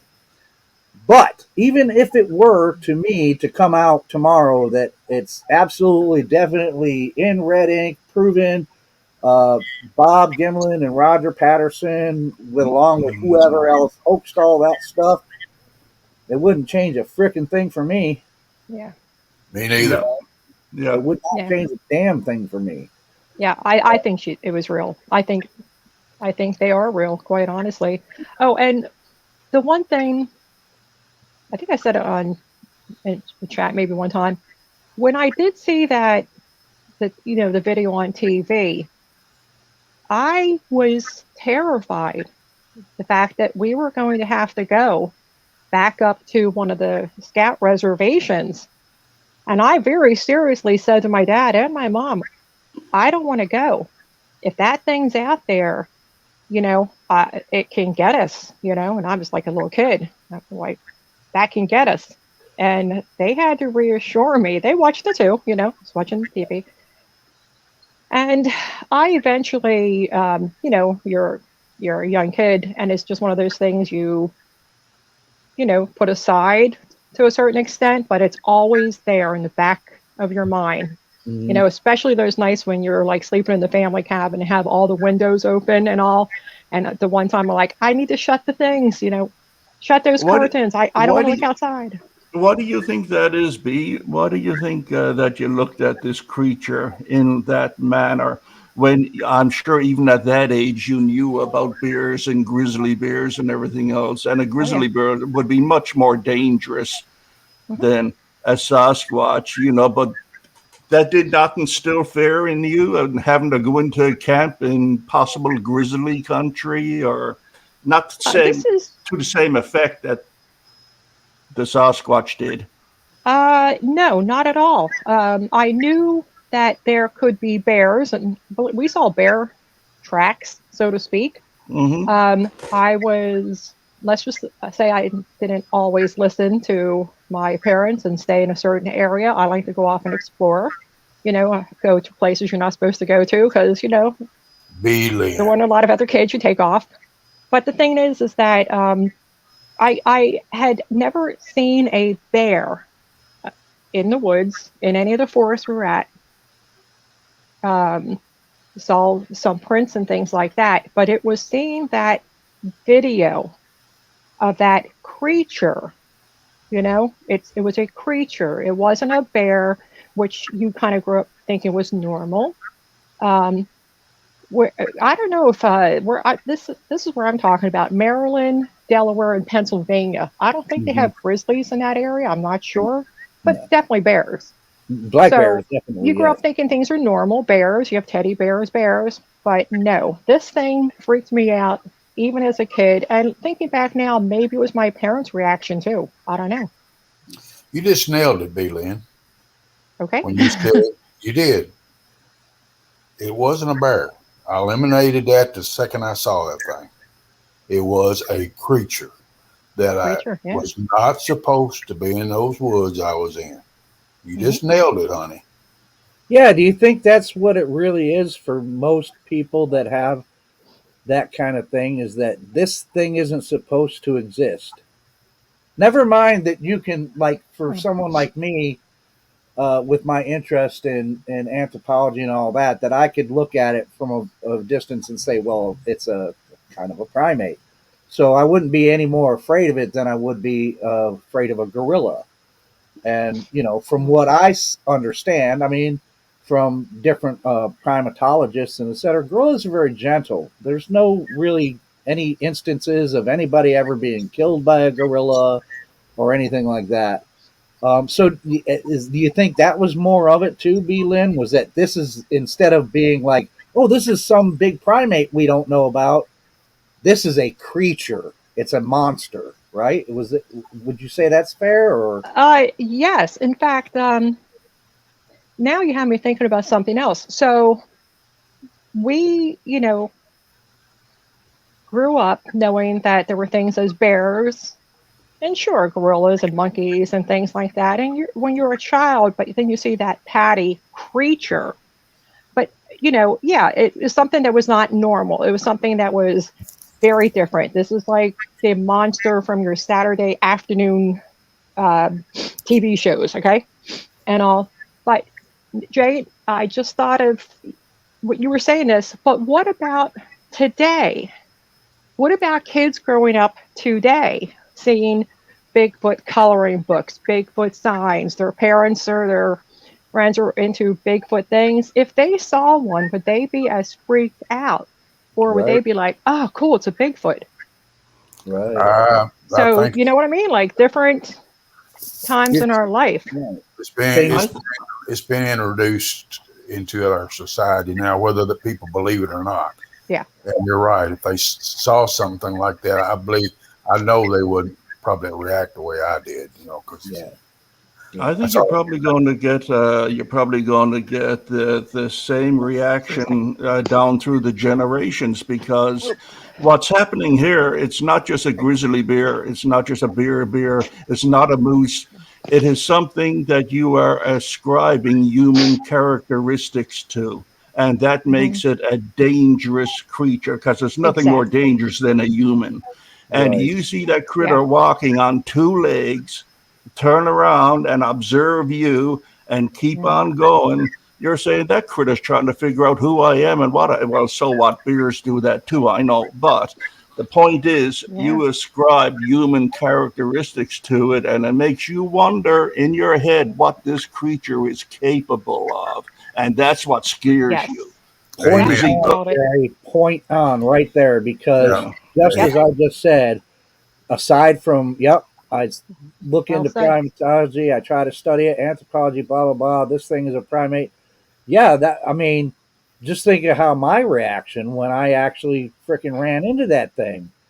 There wasn't like, oh, Yeah. it's just another primate in my head. Now I'm Hmm. looking at this thing, and it is very scary, right? yeah, Amen. So I'm not telling anybody that, being scared of Bigfoot, you shouldn't be, or, that they're not capable of, something if they wanted to, or anything like that. I was, automatically I was afraid, whether or not it's a primate, whether it's, closer to the, actual primate still alive today, no more intelligent than gorillas or whatever, or if it's like intelligent as us and it stems from, somewhere else that it actually belongs closer to us than anything else. It's scary seeing something that big, man. And just like you said, seeing that, like if I'd have saw a bear, yeah, I'd have been startled, but I know how to react to a black bear. Yeah. Yeah. I did not know how to react to this thing. You're going to shoo that thing away from your camp? I don't think so. Are you Right. going to bang on a pot to scare it off? I don't think so. You're too worried about him taking that pot away from you and form you for a new hat. Yeah. You know? I So, like to, yeah. I'm sorry. I like to bring something up. Watching videos of gorillas, that's one thing. Chimpanzees totally terrify me, quite honestly. My youngest daughter was actually bit, didn't break the skin, but was at a kid's birthday party years ago. And this poor chimp was tired of whatever. And it literally reached out, grabbed my daughter's hand, brought it up to its mouth, and chomped on her thumb area. And very badly bruised it. And she had to go to the ER. And of course, we had all the doctors and nurses come around. Child bit by a chimpanzee. That was interesting. Anyway, then we had to make sure they had the records, no rabies, blah, blah. But I've never liked chimps. And my point is that people who are out there hunting a Bigfoot. Now, Joe, you have your experience, Leon has his experience and all. Jay, people have had these experiences seeing something that apparently is a Bigfoot or Sasquatch. It's like people who are going out looking for these things. It's like people who go out looking for, let's say, apes, chimpanzees, gorillas, even orangutans. They're very strong. All these things are very strong and can literally rip your arm off and beat you to death with it, as someone said. So people who are going out there and looking for these things that are like extremely tall, a lot more massive, does that ever go through their mind that what's going to happen if they actually found one of these things? Is it going to be a big lumbering like a gorilla, like, okay, I don't want you, I'll leave? Or is it going to be something that's going to look at them, size them up, and be like, you're done. You stepped into my territory, and I'm taking you out. I've always wondered about this. That's good stuff. Does anybody Nobody think knows. about this? Yeah. Yeah, absolutely. Nobody, as much as people want to claim with narratives online about Bigfoot does this and Bigfoot behavior is this, nobody knows how a Bigfoot behaves. I had no idea how the behavior was going to go down during that incident. I'm just feel fortunate that it went down the way it did. That apparently, for some reason, maybe it was intelligent enough to realize that when I went like this, it meant whoa, and and I was able to, because I mean, I totally understand that that thing could have just ripped me apart if it had wanted to. Yeah, I want to add a bit into this For conversation. some reason, it didn't. I'm just glad I didn't lift that rifle up I had with me and shot at it. That thing it would have ripped me in half. Well, that's the other kind of mystery, and I pointed this out on Nikki's show was, you have a lot of news reports of people being mauled by grizzlies and cougars and all this kind of stuff. You got that report of that chimp that bit her best friend's face off, took off their testicles and all this kind of stuff. If you had a report that came in where someone went to a hospital, and especially if it was a younger kid, and said, I was attacked by a Sasquatch, you had a the news press showed you the same damages that you would see on a cougar attack or a grizzly attack or anything like that, you had better believe, and this is a curious kind of question, is why haven't we come across that with Sasquatches? Because we haven't. That's right. You've never heard any news about that over 50 years on TV of people being attacked by a Sasquatch and then them showing the news, them in the hospital and stuff like that. So what does that suggest? Well, it could suggest, of course, that they don't give a shit about us and they're not interested in hurting us. They're into, getting out of the environment. Even with grizzlies will attack for two reasons. Either they're hungry or for defending their young, kind of thing. But and fights usually amongst same species are limited for dominance, not aggression. Meaning it shows aggression, but the idea is the energy discharging. They can't waste that much energy because they need that energy to survive in the wild. And so there's a big question to me too, is like, I don't have, out of the 100 and some reports up here in the Okanagan, there's not one where they're aggressive. There's one where a guy was an idiot, like you're saying, back, I think this was 1890s, I think, where a trapper was seen one and shot at one, and that didn't turn out very well. Now, this is just a written report from 100 years ago, so I can't validate that kind of stuff. But it doesn't seem to me that they're out to harm you. I would be freaked out. And again, the other thing that you guys are talking about is where your brain starts hijacking you is you're looking at something that you have no idea what it is. You don't have a box to put it in. Right. Your brain goes to the closest visual box, which happens to be this narration of a Sasquatch that is becoming more, customly available. Like when people ask me from the press, well, what do you think they are? I said, I don't know. I don't have coffee with them every day. I could go to the zoo and see a giraffe and a lion. You're going to ask me what they are? Well, they're a giraffe and a lion, but I don't know anything about giraffes or anything about lions. So what is the level of the question you want to ask me to begin with?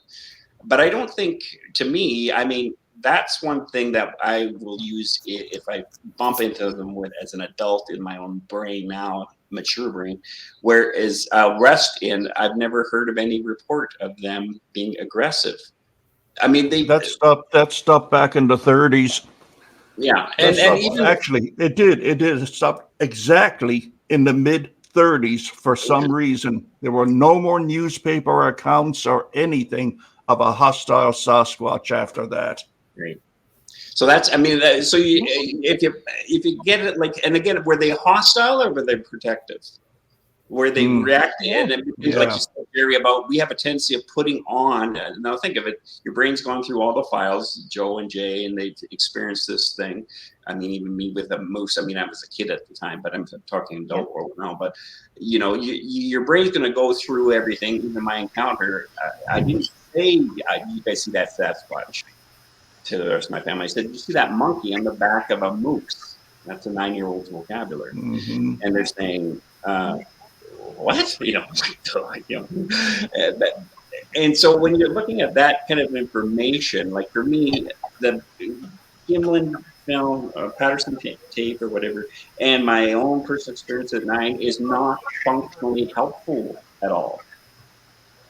That's a narration. I can tell you that, but it's not going to be functionally helpful. It doesn't help me track one down. It doesn't help me find where they are. It doesn't show me where. This is why I so react to that whole thing with Matt Moneymaker in regards to, like, if you find Sasquatch footprints, which I'll be talking about in the snow when I'm at Merritt, and I can get people trained to look how to excavate it by going this way towards the tracks instead of down into the tracks, so you can find out what it is. And you can film that for us. And that's the good thing about technology today. I can tell them what to do. They can film it live, so I can watch them actually do it. And then you will follow those tracks for miles.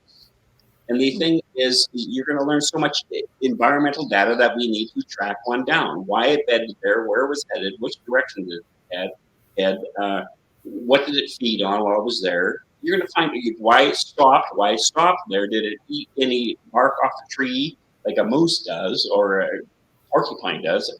I don't know. How do they survive if they're there in Alberta at minus 50 degrees Celsius in the wintertime for 22 days? Because the last year I was living in Alberta, I remember driving through the mountains going, how the hell could anything like it? But I know things do because deer do, elk do, moose do. So there's something there. You know, how would they? If it's minus 50, how do you stay warm? Just sit on your hands. You know, especially because they're you know, what gets damaged first is your extremities, and then it moves in, and your body does that for survival in regards to its blood flow and stuff like that too. So I don't have any of these kind of ideas, but for God's sake, will you please, not you guys, just a general population, tell me how you know that is what you're saying it is. Because I don't need any more dump trucks, because I already have 5 dump trucks a year to go through in regards to data and information. And all I need is good information. Well, Leon, like, and I can't speak of everyone's area because I think, you know, there's certain rules that deer play and deer follow, and coyotes follow, grizzlies follow, elk follow, moose follow, that I can always bump into them if I do the techniques to find out how they exist and where they exist. That's the part we're missing. Like Thomas says, we're still at square one. We have the narration they're out there. Well, that's nice, you know, but how would, I mean, think of it. Will I crap my pants when I see it? Yeah, but I know that I'm going to also have this other part, staying objective while your body's subjectively freaking out on itself and your primal systems are engaging. I'm going to still be going like this with my camera, and maybe I'm behind a stump or a log, but I'm going to put that bloody camera over top of that log and keep it facing there and say, put the camera down, don't touch it, don't hold on to it, you know, it's come back for it, you know, but film it. And then more like what I'm going to do is, if it's back towards me, something, I'm going to whistle or something to get it to turn around to me. I'm going to be scared shitless. Oh, yeah. I'm a lot more fearful. I'll put it in two perspectives. I'm more fearful of the unknown of a Sasquatch in my mind compared to I am in being fearful of a grizzly in reality. Yeah. Definitely. Definitely. Struggles. I've dealt with grizzlies. This is true. And I know what a grizzly looks at when you talk about Daniel Goose look down a bear. I can't look down a bear. I've had a bear look right through me, and if I was a scared little girl, run away, you know. Yeah, you know, I mean, there's I don't know how. Yeah, but there's go ahead, Jerry. There's all kinds of methods to shoo bears away and how to face down bears and everything else, but no little booklet has ever taught anyone how to face down a Sasquatch. No. So, you know, I mean, what do you do? Yep. Do I hit them high, or do I hit them low, or do I run? You know, I would say follow most rules that you do on most animals. Is, you know, try not to act like your prey. In other words, don't run. Don't give them a reason to chase you, etc. But right. And I find it fascinating. My own mind, I am completely fascinated with my own thought process sometimes, because I think of things like, you know, there are some people, if they have an encounter, they see this thing. If it's adult, it's huge, it's scary looking, and they come away from it going, I don't ever want to run into one of them things again. Yeah. Whereas you got me, who has this unbelievably scary moment, and I mean it. I've never been so scared where my hand shakes so bad that I can't get my key in the ignition, and that's how bad I was shaking after that experience. And yet here I am, looking. I want to see that thing again, or another one like it. Yeah. And I go, but you remember how you reacted the first time you saw one, Joe? How am I going to react if I ever actually do get to see another one? Which maybe I won't for the rest of my life. Who knows? But am I going to react? Do I really want to run into one again? I got to ask myself these questions sometimes. And it's not because I'm afraid that it's going to rip me apart. Like Leon says, it's in my mind. I'm not actually, I don't think that's the reason why I would be, but the possibility that it could if it wanted to, I think, is what it is. Right? Yeah. That's what, every time I ever come on and talked about it, I'm trying to convey it. I don't care if anybody believes me or not. I care less. You know, But all I'm trying to do is convey to people it's going to be more than you can ever imagine. And you're going to be frightened. I don't care who you are. It's going to frighten you. No, I believe it. And I'm just Yeah. trying to let people Yeah. know it's okay to be frightened. It's okay. I'm trying to wonder, Jay, though, and I agree with you. I think that most people out there are looking and they already have this preconceived notion of what Bigfoot looks like. I did. And when I finally saw that thing, I was like, that's not what I was expecting. No. And, but I wonder how, there might be some people out there, if they could get interested in this and actually put some investigation into it, some seriousness. Maybe if they actually did find it, they wouldn't react so frightened. Like, say, a wildlife biologist. Do you think that, like Jerry, I don't know if you ever knew him or not. I never got to meet the man, but say somebody like John Bindernagel. Now, would Dr. Bindernagel, if he'd ever actually seen one, do you think he would have been frightened as a wildlife biologist, or I would don't think his so. training as a wildlife biologist take over and be like, hey, I think he would have been intensely curious. yeah. I believe if anybody, let's say one of these SEAL team like sixes got into the subject, they're more apt to be able to face it without being, because they're trained that way. They're trained, I'm not saying Well, I don't know if they're meeting too many Bigfoot, though. Well, that's true. Well, I know, but they're still trained for the moment of. Right. They have courage, which But I obviously did not have that day. But right. That's right. Yeah, me too. Me too. I'm just what I'm telling you. Yeah. Well, back about 20 years ago when I started investigating these things with Thomas, we made a promise to each other because we had to. We made a promise to each other, one thing above all, thou shalt not be chicken. If we hear something or we see something, we're going for it. Yeah. I'd like We're not, to think that's the way I'm going to be, Jerry. yeah, because I agreed to it because I thought to myself, otherwise, why the hell am I in it then if I can't make that promise? I might as well quit right now and forget about the whole subject. Right. And we did, and that's how we debunked the Chehalis sounds with the coyotes. I mean, we heard the sounds. We didn't say, "Oh, let's get a recording of it." No, the hell with that. We hit the marsh and we ran for it all as fast as we could go to get to that sound, and we did. Yeah. We did. That's what that's what it takes. Yeah. Joe, your sighting, if I remember correctly, it wasn't what you saw. Wasn't what is widely portrayed as a ape.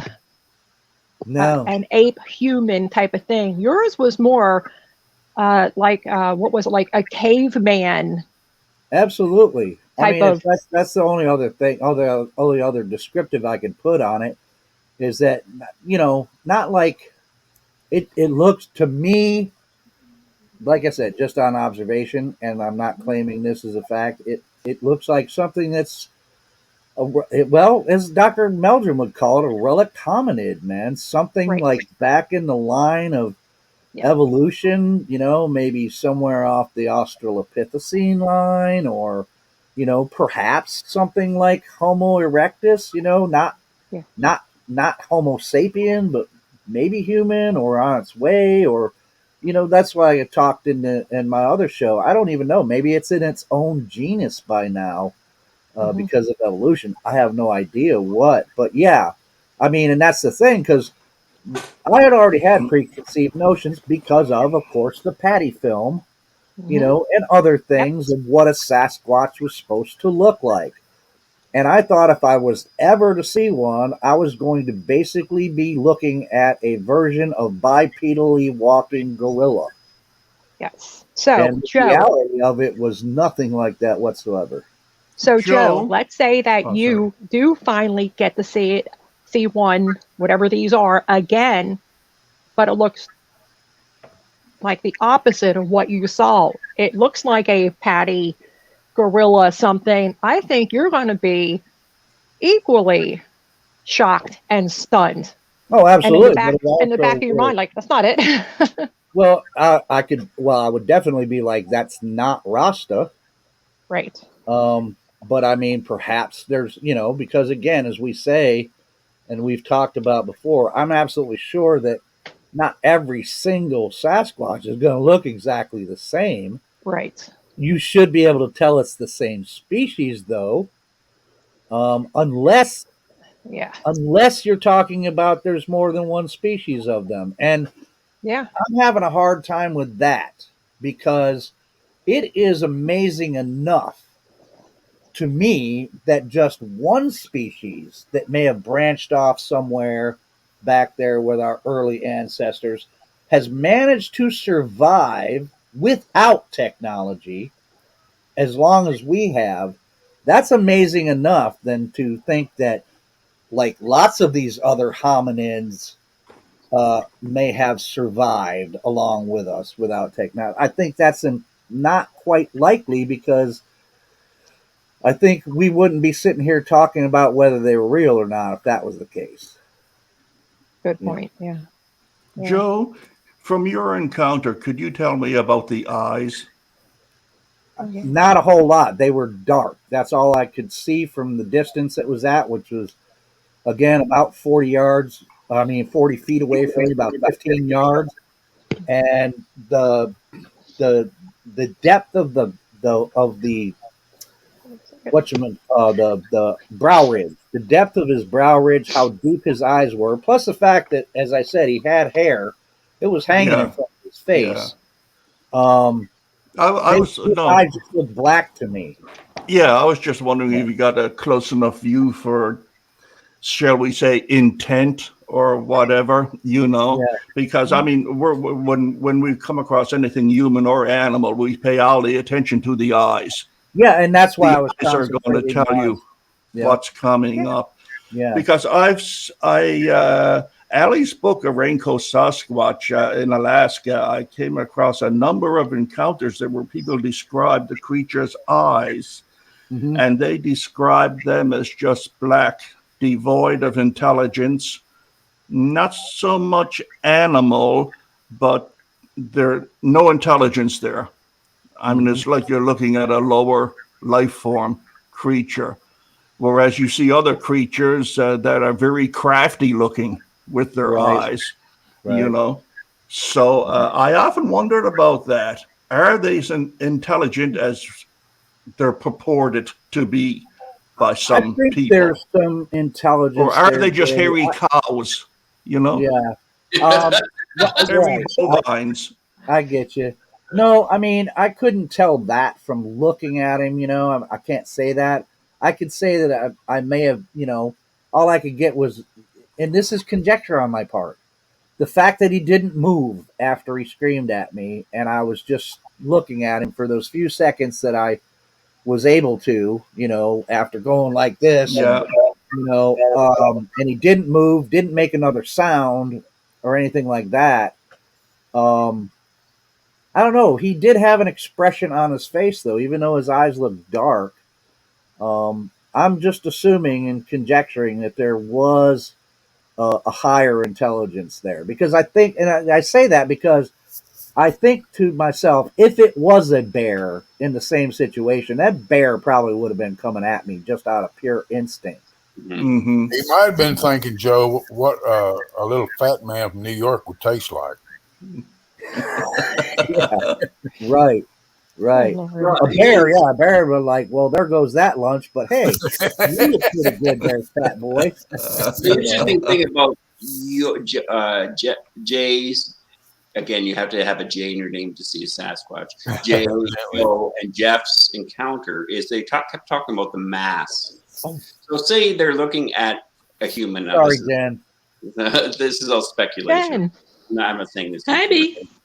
But from the Sasquatch's perspective, if it's used to walking around the way it walks, and its other kind, the same kind, do the same, and it looks at you guys, it's going to look like these guys aren't even a threat. You skinny little squatch or whatever. It's not, and you don't, and you don't look like you have any meat and bones on you. Well, we might now because we're fat and old, but Right. but to them, it's not going to be. I don't think they're going to be a threat. I mean, listen. I remember when I died. I think this is when I died 6 times or 7 times. No, it was 6 times. No. It was 5 times. That's the 5th time I died. And I started getting the Sasquatch. And I was out with some researchers, and I said, if it's nighttime, keep your night vision on it. Make sure it's not a grizzly or a cougar. But if it looks like a Sasquatch, put all the cameras on me, and I'll go and see it. And now that sounds really, oh wow, look at Leon, he's so tough. No, I've been screaming, freaked out the whole time. I probably can't say pants. Probably wear Depends, hopefully. And but if it's what they're saying it is, and I have the cameras on, and I know they're there, and like usually when I worked in the forestry, I had a guy, and he was a guide, and he's a real good friend of mine. I know him for 30 years, and he was an excellent marksman. He had a 300.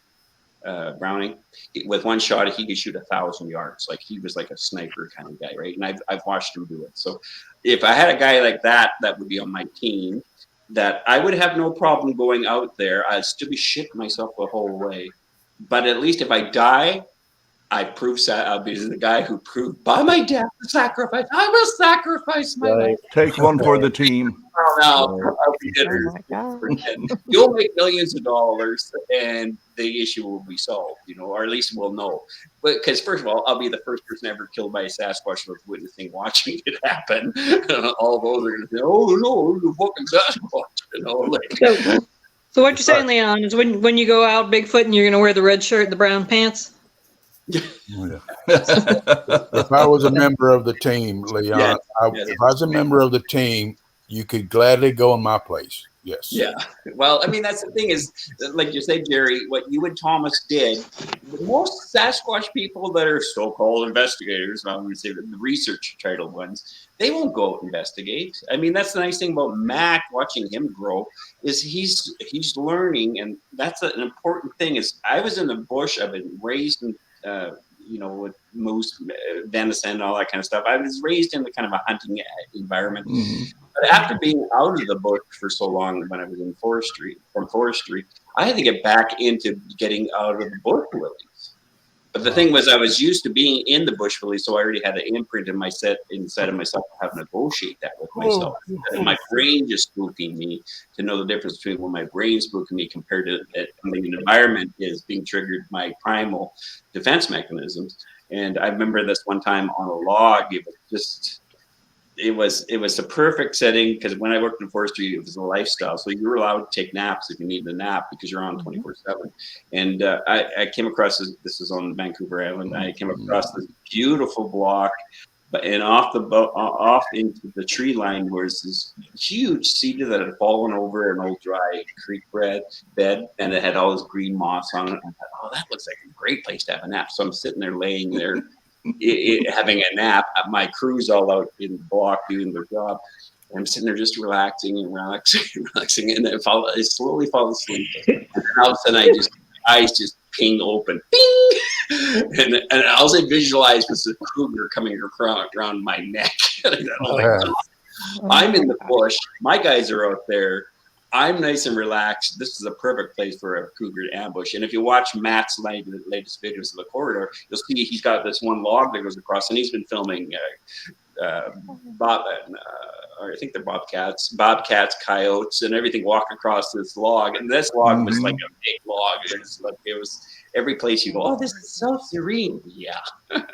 It's like where during the Vietnam War, the soldiers used to get sucked into those places, and that's where the Viet Cong were, and they would literally shoot them to pieces. And then realize, wait a second, this might look like it's a comfy place to be, but it's going to be a high risk situation we're in. But I don't know. I think that the nice thing is that the dialogues that we can have now over the last 2 years, because we weren't even talking like this. That there's places to go, people to go who are like-minded that want to move it forward. Mm-hmm. And again, these other people, the way though, it's like in any system, the way the old ways don't work for the new generation, and we want that. it's not going to work, or it hasn't worked. We have to change something. But the old system has now got double comfy in this cultural zone that it becomes threatened by the people who are, you call them watchers on the gates, or people who are saying, well, look, there's something going wrong here. And again, in a dysfunctional system, the person who has it together starts declaring there's something really wrong with the system. The system of the family turns against them. So you try to get better, and you're so, oh, now you're Mr. Too Goody Good because you don't drink anymore, or you don't do drugs anymore, or you don't do this anymore. It's like, no, I'm just trying to get myself unfucked up, Yeah. It's like you said all the time, Leon. It's like you say all the time. It's not about like I want to prove all these people wrong or anything like that. It's like I don't want to run around believing something that's not true. And I can't, like I said, I once I get back out there, and it's gonna happen because it has to. I can't rest until it does happen, until I can get back out there. And I'm hoping that I can remember some of my bravery of previous times because, like you said, and Jerry said, like because of him and Thomas when they were going about the Chehalis sounds and they went towards them, and that's the thing is going towards something. Like if I go out there and hear wood knocks, what am I going to do? Am I just going to, oh look, I recorded some wood knocks? Hell no. I am going to try my damnedest to find the source of the wood knocks. I'm going towards that sound. And I did that once before in my life when I was out in the woods. And trust me, folks, I do not believe it was a bear. I'm absolutely sure at this point that it was a bear that I ran into. And I was out there one time just recording in this one area as I'm looking because I've heard reports like, oh, well, blah, blah, blah over in this area. So I'm out there and I heard, and I even caught it on camera, and I think it's probably still on my page somewhere. I posted the video. You can hear the tree fall. I heard this tree crash to the ground. So curious me, and of course back then I was still drinking a bit of the Kool-Aid. The first thing that pops up in my mind, Bigfoot pushed a tree over. Mm-hmm. So what did I do? I'm like, I got to find this tree. So I go towards the tree or the sound, right? And so I got to remember that. Now, when I did get over there in the area where I'd heard the tree, sure enough, I saw the tree. It had to be the one. I could tell it was freshly fallen. It was an old tree. And there was some kind of noise. It was like a guttural, growlish kind of noise from my left. And that's when I had this one thing that made me start thinking about infrasound. Because I have no idea whether this was an effect of infrasound on me. But I did have certain, I don't know, reactions to that noise, right? A little, it felt like I was confused for a second and I was scared. So I couldn't move my feet. So that kind of gave me a momentary paralysis. Mm-hmm. Didn't last very long. But I was confused all of a sudden. And whatever it was, I just caught it out of the peripheral. It was dark in color and it went crashing off into the trees in the opposite direction. Thank God, because I do to this day believe it was a black bear. And I think what he did was that was a dead tree. He was probably pushing that tree over to get at termites. And I think that was a case where I got a problem with interrupting wildlife getting lunch, apparently. Because I think it was a bear that actually pushed that tree over and was going to be ripping it apart for termites. And I interrupted it by walking over there. Yeah. Thank God it ran away. But I got to remember that bravery for when I get out there, that if I hear something, I hear a weird call that I've never heard before. And there's plenty of those because I don't know what everything in the forest around here sounds like. Well, it's a story without an ending, right? But yeah, I've got to go. It's a story without an ending. Otherwise, yeah. Did anybody watch Doug's last show with Tristan's sound, the purr thing? Oh, I haven't been able to watch that yet. Yeah, I did. All right, I found that very interesting. Yes, very interesting. Indeed. Yeah, that was unusual. With whose sound? I missed with who? Tristan Kaiju. Oh, okay. I didn't. No, I missed that one.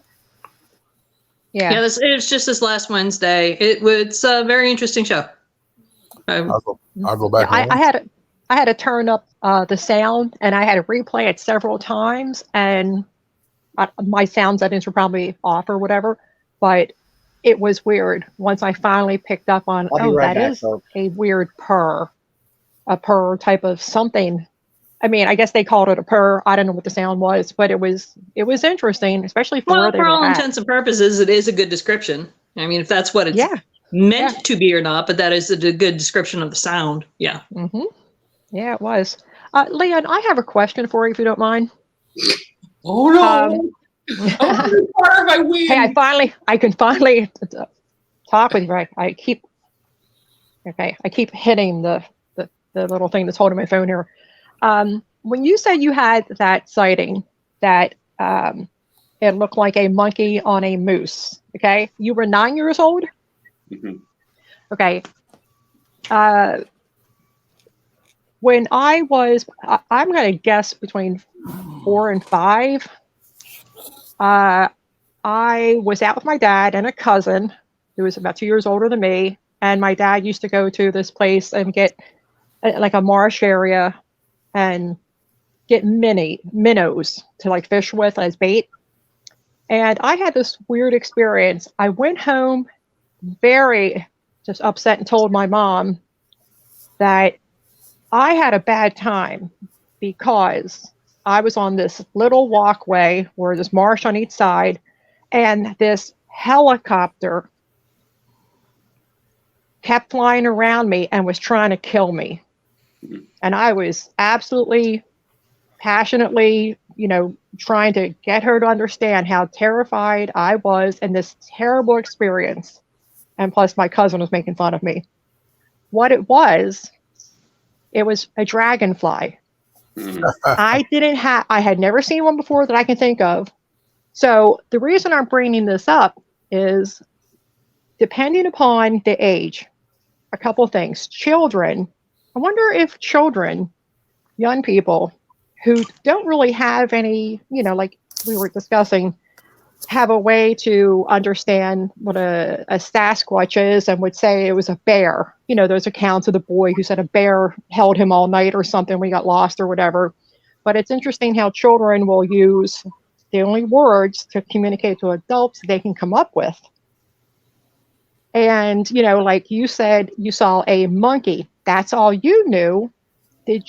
My one question for you is, did you have any understanding, or did you know that there were such things, or have heard about it as Bigfoot or things like that? Or because I would have you if I was influenced. Again, there's a stage of development you're probably familiar with, and you've heard me talk about, which is magical thinking. Mm-hmm. And in magical thinking and development, that's anywhere between 3-year-old, 2-year-old to about 9 years old. Okay, I'm in that spectrum, or that line there, or continuum. And the problem with magical thinking brain, and this is why like kids have a very hard time, because they don't have an emotional adult vocabulary to express things. Because a lot of the stuff that they are doing is they have an emotional experience of life, not an analytical response to life. And that's why you draw up. So it wasn't just that like when I got asked further about, monkey, what do you mean monkey? I said, it looked like Curious George.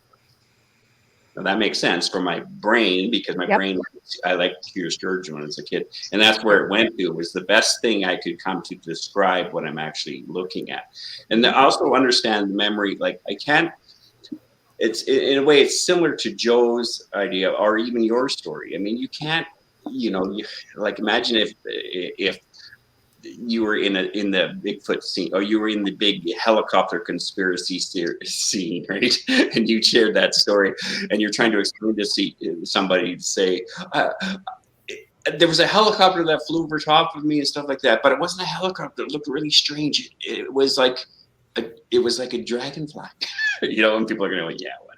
Exactly. And that when you're trying to assess yourself, and that's why it's important. I mean, I mentioned this is very personal, but I do it when I teach, so it's not like it's hidden information. I had to figure out when I was younger, I was sexually abused at 8 months. And I got sexually abused again with 11 to 13. Now, my 11 to 13-year-old mind's different than the mind I had at 8 months. So I have no narration to be able to articulate to an adult what actually happened to me. So that just becomes an experience for me. And the thing is, as an adult, I had to figure out, now, am I an adult who thinks he was sexually abused at 8 months? Or am I an adult who was sexually abused at 8 months?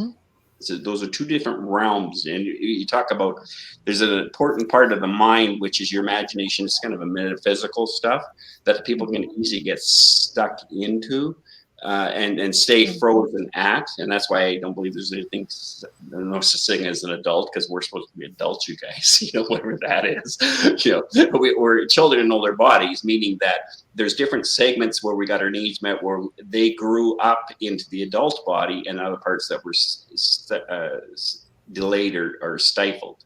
And in that zone there is the area where you could be easily confused about things, misperceiving things, adding ideas onto what you're trying to do. Again, your brain's doing this all automatically as an executive function to give you some type of context so you can move forward in your thinking, psychological well-being.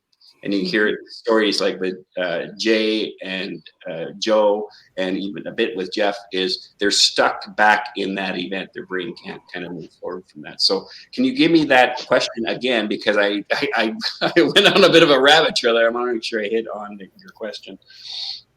Oh, no, absolutely. I really understand more than I can tell you what you were saying. So I get that. I was simply bringing up the fact that it's interesting how that, dependent upon someone's age, their experiences are of course going to be different. Like my experience as, I'm guessing between 4 and 5, because I remember the cousin, and your experience as a 9-year-old. I used the only words that I could figure out to try to explain a terrifying thing that happened. And see, my dad was off down in the marshes, and it was just me and, the cousin. How old was your cousin? How old? Yeah, was she compared to you? Oh, it was a he. He was, let me see, he was probably about 2 years older than me. So, and I remember him very well. It was first cousin, because I was running to get in their car, and he got in the car first and wouldn't let me in. And I was like shrieking. He real quick opened that car door and sat there like a little angel, like I was doing nothing, because I was terrified of these dragonflies. So he had to have been at least 6 or 7. And he knew they were dragonflies. He was laughing. He didn't care, but I was just terrified. To that part where the frontal lobe is starting to develop for rational thinking. Kid doesn't have that developed stage yet, so it's all magical. It's very instinctual. It's very emotional, and so the capacity, like, to argue with how many, if you're a parent, your older sibling has told your younger sibling there's just no Santa. Mom, so and so saying there's no Santa, there's no Easter. Because in their world, and again, that's the thing, it's very egocentric style of development. And a lot of parents get confused a bit when dealing with kids, as seeing their behavior as being, you're being selfish, you're being disrespectful, you're not listening to me. That's not what's going on, especially the terrible twos, or the terrible, no, mine, that kind of stuff. That's not what's going on there. They're not being disrespectful. They're not trying to be disobedient. They're learning about again, this is what gets damaged fairly quickly in when you're developing, is, can I trust my basic powers I was given? What I see is what I see, what I know is what I know. So your experience, if you said when you were younger, first of all, you're trying to figure out, am I seeing what I'm seeing? But you're feeling, not thinking about it, feeling what's happening. What I see and what I'm feeling is terror, scaring the hell out of you. In the big world, if an adult was watching you, they would see what was going on. They're not, oh, that's kind of cute. But what they're forgetting is it's traumatic to you. Oh, yeah. And you can't unlock from that. So if the response of the significant other people that are supposed to have your best interest mock you or anything like that, then you get fused with that fear part, not the thinking part of it. And you carry that through into adulthood. So you can't trust what you want to do, or you bring that fear into the bush with you as an adult, because it's never been reinforced to you to realize that for you at the time, they took you and said, well, this is a dragonfly. Mom brings one in. Is this what you saw? There's no explanation. So, and she has it on her hand. She's not afraid. So you get to see mom not afraid, and you're still scared and sheepish. That's that counter dependency where you're a little kid on the shore, your parents are on the beach, and the waves. First time you're at the lake or the ocean, and the waves are coming in, and you're like, oh, that one's kind of deep, and you got that freaked look on your face. And you look over at your parents, and if they're smiling at you, you're going to feel okay. But if their eyes go this big, your eyes are going to start growing that big, and you're going to start crying. And that's why it's important that what I'm talking about here are these tools that need to be developed. And if they're not developed when you're younger, in other words, you don't get a chance to practice them. For instance, being in the bush when crazy things are happening. What happens is you go to your primal programming system that you have in regards to your past life history of when bad things happen to you or unknown things happen to you. And if that hasn't been negotiated very well, you're going to easily project onto an experience even more than what has to be necessarily expounded on. So everyone has talked about the idea of Sasquatches might kill me, Sasquatch might do that. That's more than likely because when I was younger, my dad was into wanting to kill me. My worldview when I was younger has not been worked through. I mean, it has now. I don't believe my dad was going to kill me now, but I'm still carry that wonderment or that question mark. And so that's all about learning about level capacities that you should have. What I'm seeing is what I'm seeing.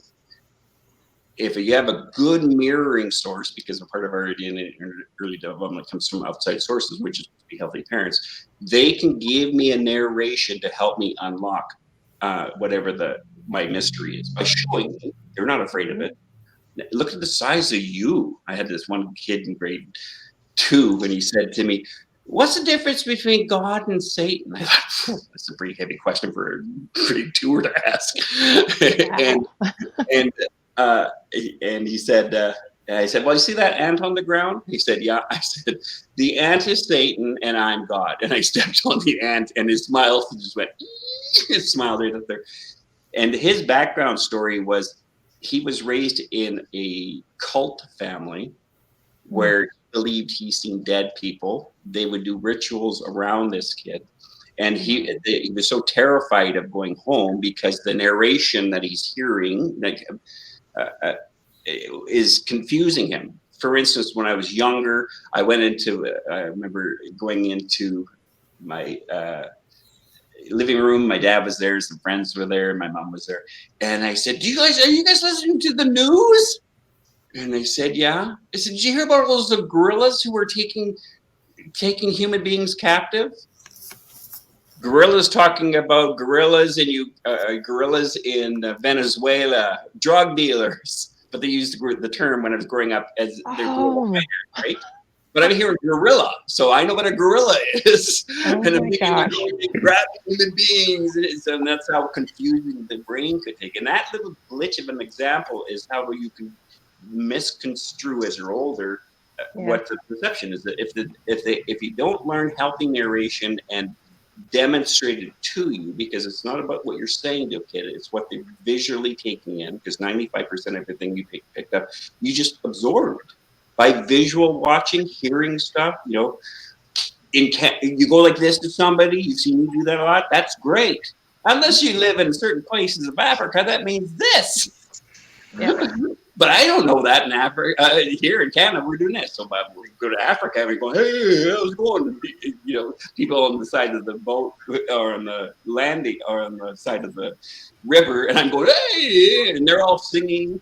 What I'm not hearing, what they're singing, because they don't understand African languages or dialects, they're singing "white man, stupid white gullible white man," and they're all doing this back to me. And they're telling me this. Oh my gosh.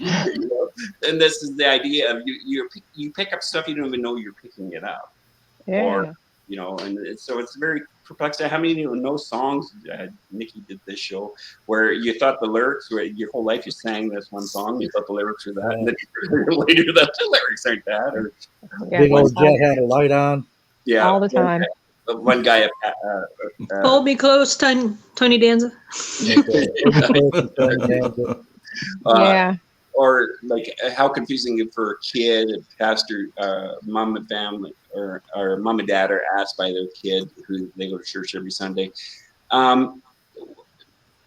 Well, why was the preacher talking about boogers and stuff? Well, what are you talking about? Well, it says lead us not into temptation.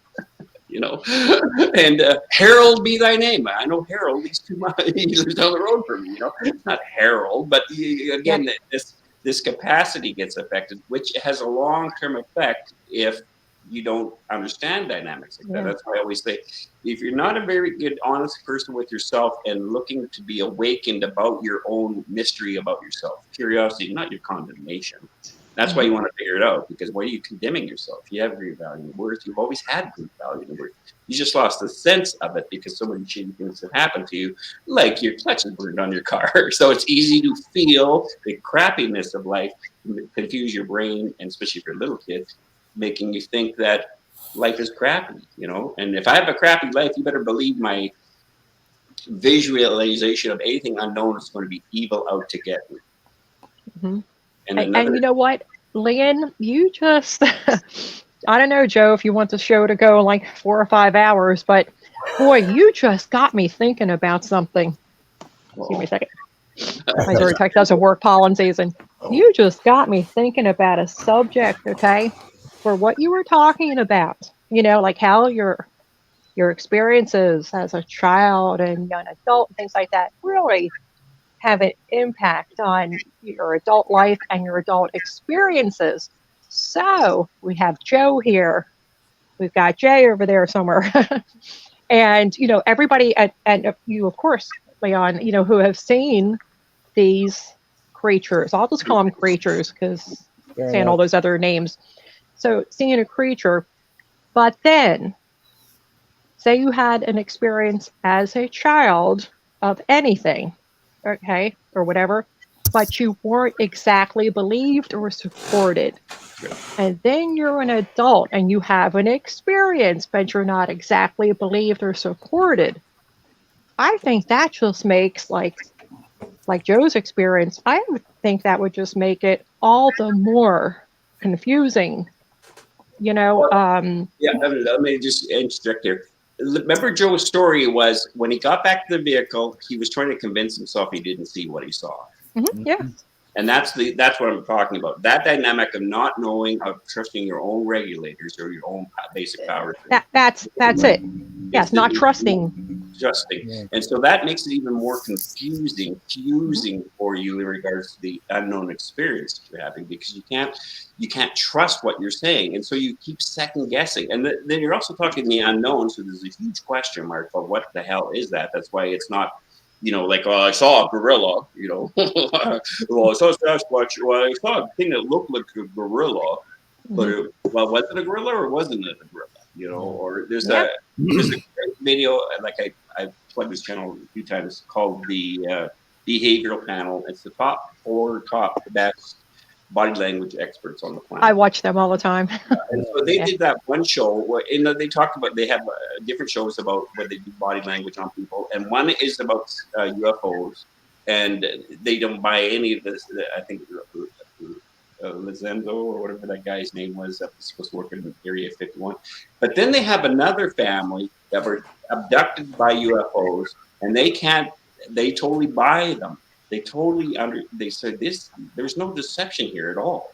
Right. All these people are telling us the exact truth about what they've seen. Now, these are FBI interrogators, special ops interrogators, body language experts, and that's the interesting part. And that's what that level of the difference between those two videos is the videos. What I wish we would be doing on the Bigfoot scene is they explain the difference between the two types and how you can see in the body language that the person's fabricating the idea compared to somebody who's solid about an idea. Yeah. And that's what we want, is because if we can find more people who are solid about the idea, and that, I think there's a detriment that comes to people like Joe and Jay and Jeff when this garbage of dump trucks ideas are out there that aren't assisting them to understand the solidness of the situation. For instance, if your parents came back, your mom would listen to you because you were trying to desperately relieve your anxiety.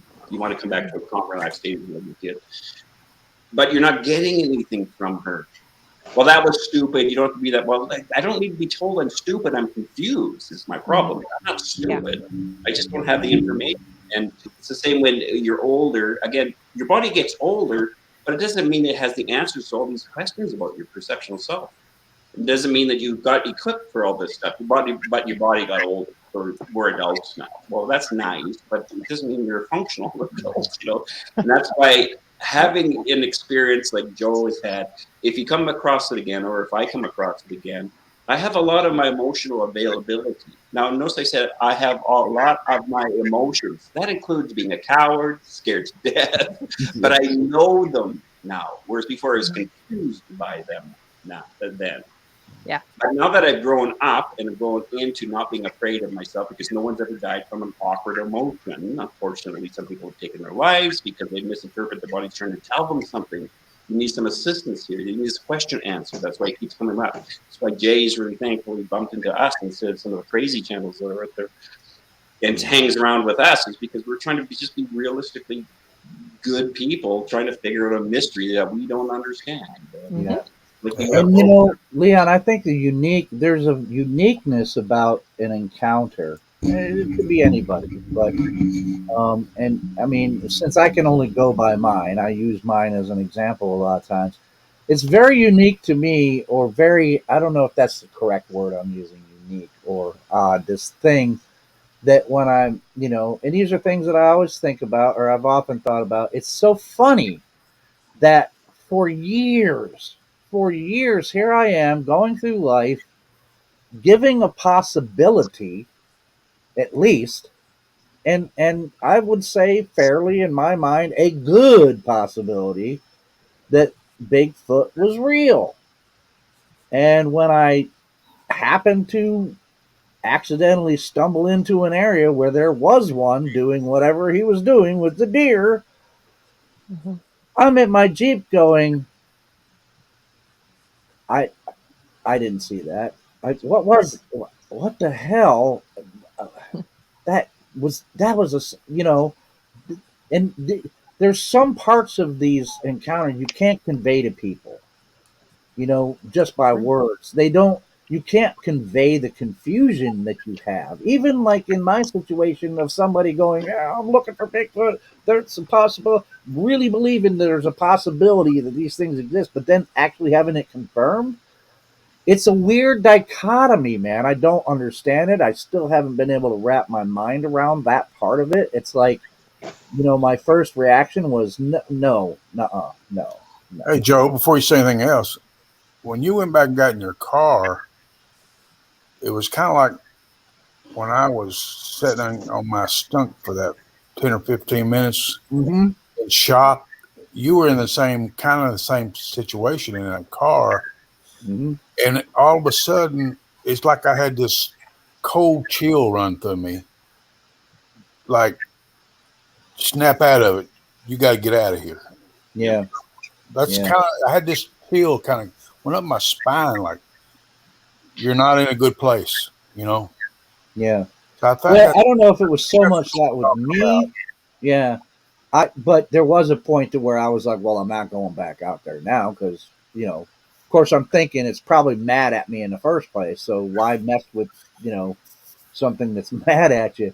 But yeah, I mean, it took me a bit. I had to let my heart stop racing. I had to let my hands stop shaking. And you know, when it finally came to me that, dude, you saw a Sasquatch just now. My very next thought was, nobody's going to believe this. And, you know, like I said, for about 3 months, man, even being online and doing all this Bigfoot stuff, and, you know, even it took me 3 months just to tell my wife that see, I went to a different, you know, I, I went home. I filtered my way through the woods and through the bean fields back home. And I walk in the door, and my mother knew. She didn't say it at the time, but she knew what happened to me. yeah, And, you know, and I didn't get into the realization that I couldn't talk about it or nobody was going to believe me until I got in the conversation with my mother that I don't need to bring this up. It don't need to be talked about. So it wasn't so much at the instant that happened that nobody's going to believe me. I had to go 2 or 3 days, 3 or 4 days before talking to my mother. When we finally got around to talking about it, we can't talk about this. You're stuck with the question, but I need to talk about this, so why can't we talk about this? And it's not giving you any of the verbiage you would need to move forward past the event. Right. What you do is put a blocker on there. It's kind of like when you guys are thinking about things, and I'll say, "Oh fuck, I forgot what I was going to say." You shouldn't ever do that, because as soon as you do that with intent, your brain puts a blocker there. I can't remember. Instead of just wait and it'll come back to you like we do online. It'll come back to you. We'll say to people. And so that's what I'm talking about, is a lot of tools that, and parents are doing their damnedest because we're parents. That we're what parents are supposed to be. Depending on what we got, if you didn't get it, you don't have it as an adult. If you didn't get the right people who validated you or give you your own reality so you can perceive reality in a correct way. Now, I want to be cautious. I didn't say give anybody just the reality to be crazy, because that's not what happens at the beginning stages of. You're supposed to be equipping your child for this big game called life. And the problem with life, it's like that board game of life, is something is spinning the wheel. We're the characters on the board, and we're moving directions. We don't even know why we're moving that way, other than culturally we picked up the ideas: get a house, get married, get a job, get all. Yeah. Everybody at 40 comes into my office saying the same thing. I have no idea what the hell I'm doing anymore. I said, it's probably because you've never been doing what you want to do. Life should be created out of you. Right. Not building it out of you because I'm trying to pull it into you by your value and worth. Because if that's the case, I just have to strip you of everything. There's times in life, everything's going to be stripped from you. And at that stage, it could be a death, any type of crisis. You're going to see exactly how scared you actually are. But in that fear, like you are looking at a Sasquatch for the first time, you're going to really learn about your true sense of self. Are you heroic? Are you a coward? I've been a hero for sure. I've been a coward for sure. I've been all these things. But the thing is, I've had a chance to practice those things, so I'm familiar with them instead of condemning myself for being one of those things. And that's every time I condemn myself for being one of those things, I'm splitting myself psychologically instead of trying to be educated by myself. The human condition is incredibly, when I want to say not versatile, it is versatile, but it's complicated. What's complicated is that we're not solid. That's what makes it complicated, is because we don't know what to trust, what not to trust, how to perceive, how not to perceive. I'll tell you how you feel. Are you scared, little girl? Well, I'll tell you what you should be scared of. Okay. Well, I don't need to be told what to be scared of. I need to be taught how I can understand what to be scared of. And a great example, one time Heidi and Winter, my goddaughter, we were going camping, and I was in a motorhome. I said, look, I'm going to pull over here, because some people at the camp wanted us to buy them Tim Hortons coffees, steep tea, and Heidi was in the Jeep, and so she's got Winter in the Jeep. And Winter always is a great kid. She's just a little kid, but at that time she was 4 or whatever. And Winter always sits in the back, she on their seat. You don't even have to think of it. I'm watching Heidi come out of Tim Hortons. She's got 4 steep tea, which is like just piping hot tea on one of those trays. And she opens the passenger door. For some strange reason, Winter came to the driver's seat. She can't see Winter because she's got this thing here, and Winter's down below her. And as she walks into the thing, Winter goes on to the seat, her head first. Heidi puts the hot tea down on the seat, thinking Winter's gone to the back seat and she's about to go back there. And when she did that, it stuck and it all collapsed. And Mom thought it was burning her own Winter. And Winter, of course, sees Mom freaking out, so she starts crying in that. Now, the neat thing about that story is it was a great parenting thing. Heidi picked up Winter, held her in her arms. Winter was just crying. And this is that energy discharge I talk about sometimes in a different form, but it's the same thing. What Heidi's doing is reassuring Winter, not by saying, she's using a narration, but she's feeling herself. So she says to Winter, are you okay? And Winter says, I'm scared. And she said, Mommy was scared too, because Mommy, no, she's narrating it, but what she's doing emotionally is calming herself down, that her daughter's not hurt, her daughter's fine. And she's teaching Winter to stay in crisis, not that she's staying in crisis, allowing her to have her crisis, but giving her an emotional imprint to negotiate through crisis so she doesn't get stuck being afraid of a dragonfly. Your mom didn't pick you up and say, honey, come here, with a bit of humor, levity. This is in the basic power, by the way. And say, that's a dragonfly. But I don't know what dragonfly is. I'm trying to convince you, Mom, I'm scared to death. Honey, it's really scary, but let me show you something, okay? It's like the ant with I'm God. I'm stepping on this thing is not going to kill you. But you don't know that. Right. All you're thinking is, it's a helicopter, a Black Hawk helicopter coming to kill me. and to be honestly with you, when I was a kid, you know those big dragonflies, the big bulbous eyes. Oh yeah. I got paralyzed. I was in junior high. I was in the house after school one day and came into the house, and no one was home, but a big dragonfly, and it scared the hell out of me. And I waited in the bathroom with the door closed in the entire house till somebody else came home because it was just so freaky looking, right? Now, that sounds real nice. Leon, you should move through that. No, not a chance. When he first got home, this huge dragonfly came into the house. I can't walk. I'm in a wheelchair. Oh, my God. And where does it go? It flies into the bathroom. I had to wait 2 days for this thing because I hear it flying around in the the shower curtain. Oh, hey, Leon, can I ask you a question? Go ahead. Maybe I'm gonna answer my own question right here. Probably. Do you think part of my holding back all these years and not other than my mother not talking about it and being ridiculed if I did talk about it was the realization that maybe I did cower out at the moment it happened, and I did cower out at the moment it happened, and maybe I was holding back on it. I mean, I might have. I don't think I would use a coward. I mean, listen, you look after you have a strict, tough event with something, you were reflecting on it. That's a different stage than when you're in what you were in was froze. Joe was into flight. He didn't freeze until he was processing. That's why he's shaking so much. It's energy and motion. I don't have context, but I'm safe because I'm in the car, but I'm like this, right?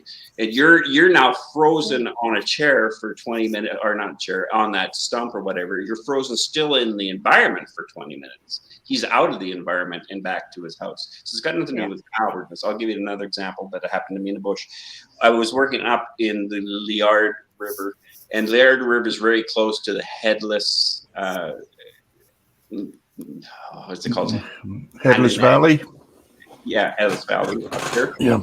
And the bears up there were the strangest bears I ever encountered in my life. They scared the daylights out of me because they were trying to kill people to eat them. This is every day. We're killing 17. We killed a bear a day for 17 days solid because they would come even try to get into the helicopter while the helicopter's taking off.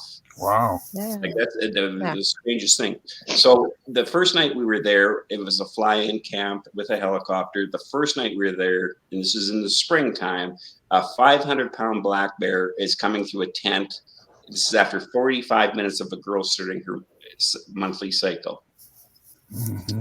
And we thought, okay, well, we had gunmen and that, so we had those people out there, but no, bear with 500 pounds, which means there's probably a good 700 pounds or if not more, by the end of the summer. His head was like as big as my screen, if you look, well, bigger than my screen if you're looking at it. And Cam, that's a friend of mine, when he put it down, it was in the middle of the night, and he was.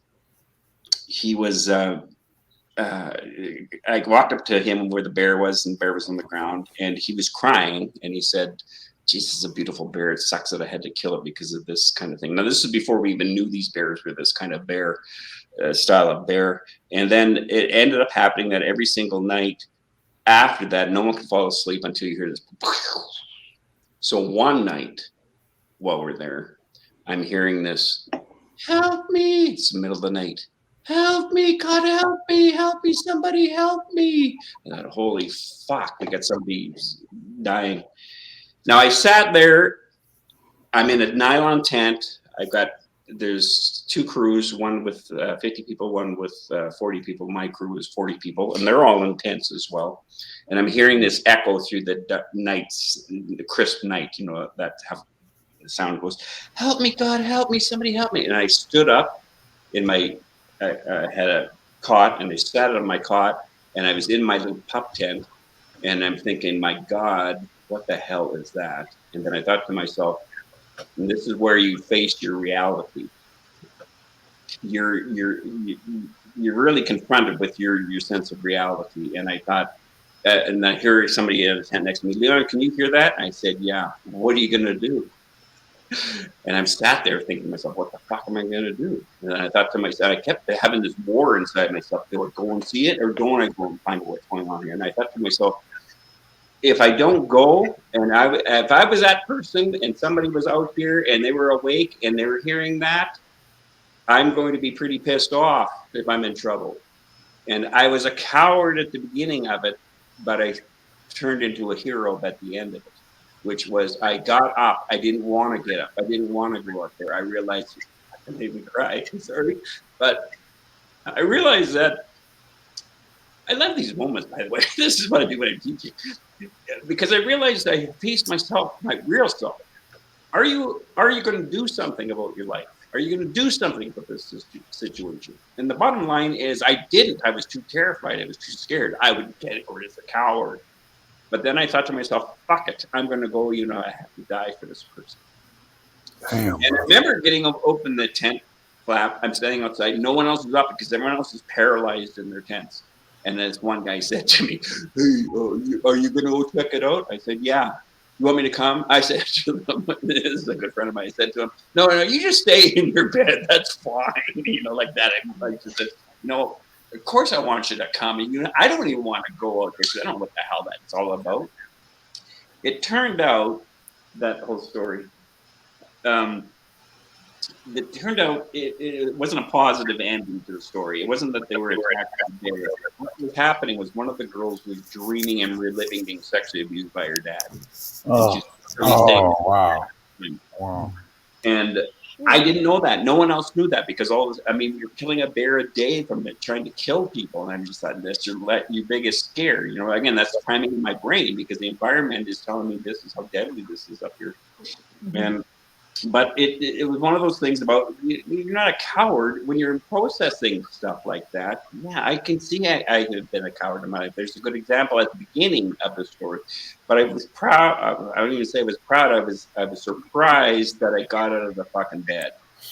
You guys should be really proud that you got out of the environment, that you faced your own fear. And that's the part that you don't, you get stuck with, is you're still thinking, I should do this, I should do that, you don't, that's part of the process. It's not who you are. Your choice is to figure out what you're going to do after the event, and or to realize what you did do after the event. And that's the good thing that you did. Is it's not that you were a coward. I mean, remember, you got 3 brains in your brain. You don't have just your one brain. And those first 2 brains, your primal brain and your emotional brain, are way ahead of your frontal cortex brain. And so you're running on adrenaline. You're on primary executive functions of fight, flight, freeze, friendship already. And you want to figure out where you're at with that, because there's reasons why you're like that. And if you can befriend them, you can move through them instead of being worried about them. So they can do what they're wired to do. Executive functions, you don't have to think of breathing or hearing or listening or watching. Your executive functions are doing that automatically. That's why executive functions in your fight or flight are so important. They're wired to take you through that process to get you to where you got to get to for safety.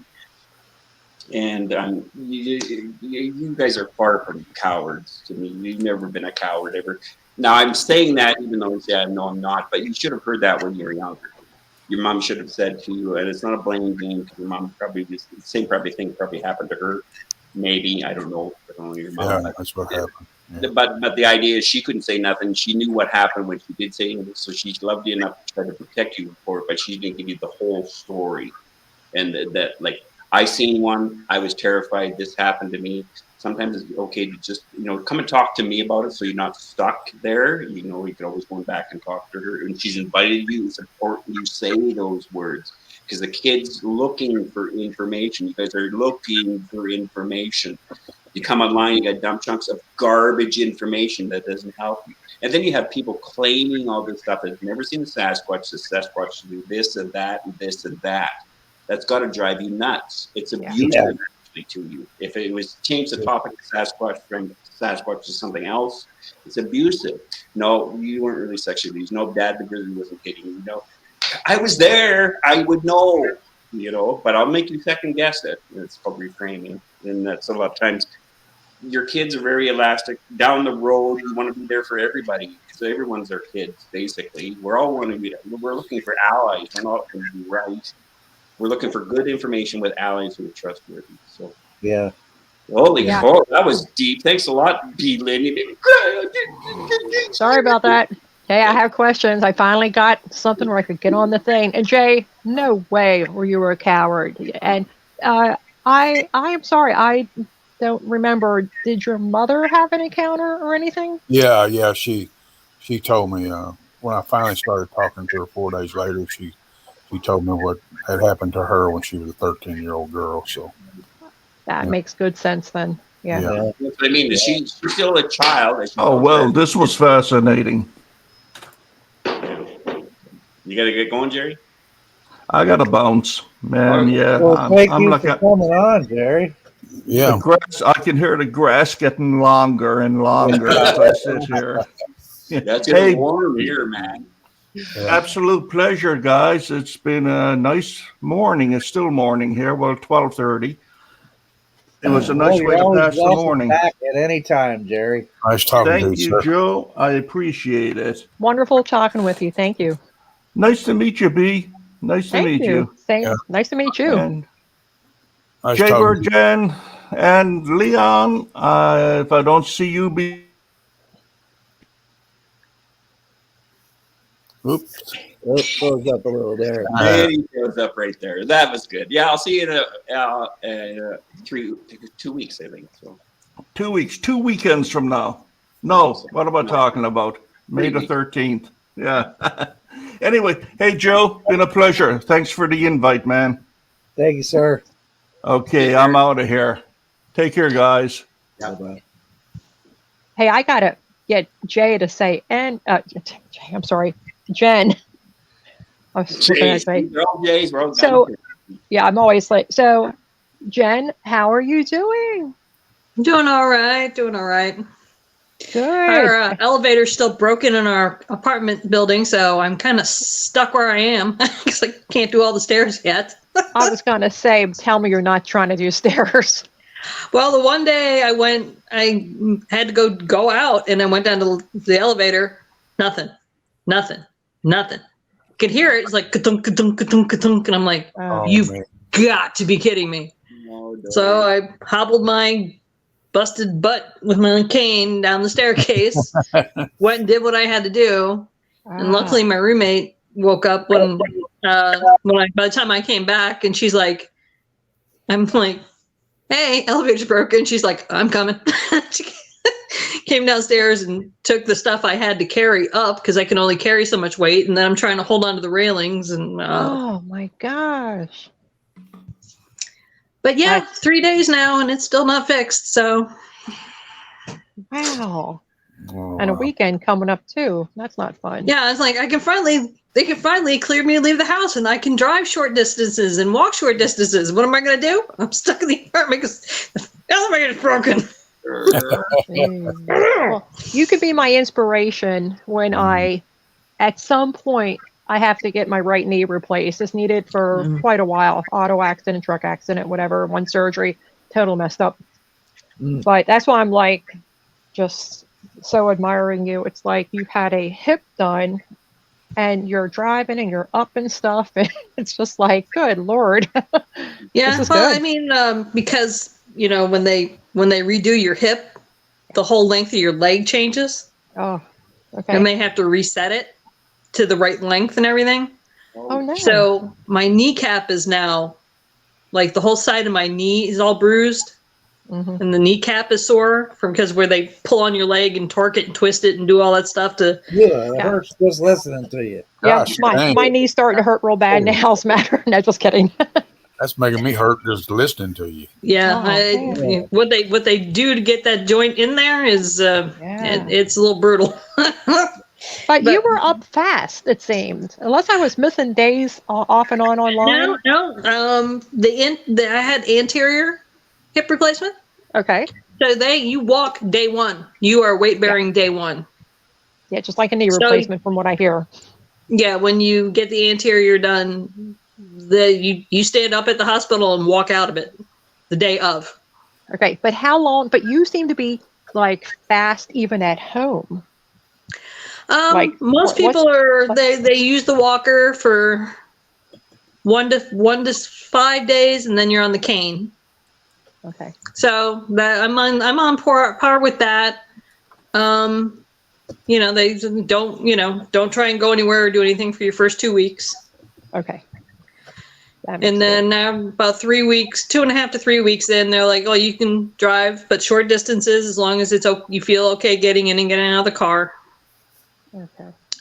But if you get in the car and go somewhere, make it like a drive-through or whatever, because don't be getting in, getting out. Just jeez. But yeah, I mean, my knee and my thigh on that side are painful. The hip itself, no. Wow. But, well, I'll tell you, you're tough as heck, or whatever. I mean. Well, I look at Stevie B and go, I'm okay. Yes. Yeah, right. Yeah, she's amazing. Yeah. Absolutely.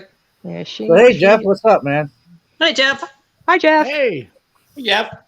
Another J, Billy. That's why I'm saying if Jen gets out in the woods after she's all healed up, she's the next one. She got a J in her name, so. Yep, I'm supposed to. Well, once I'm healed up, I'm supposed to be going and hanging out with the trackways. So we'll see what happens. Oh, cool. Wow. Cool. Nice.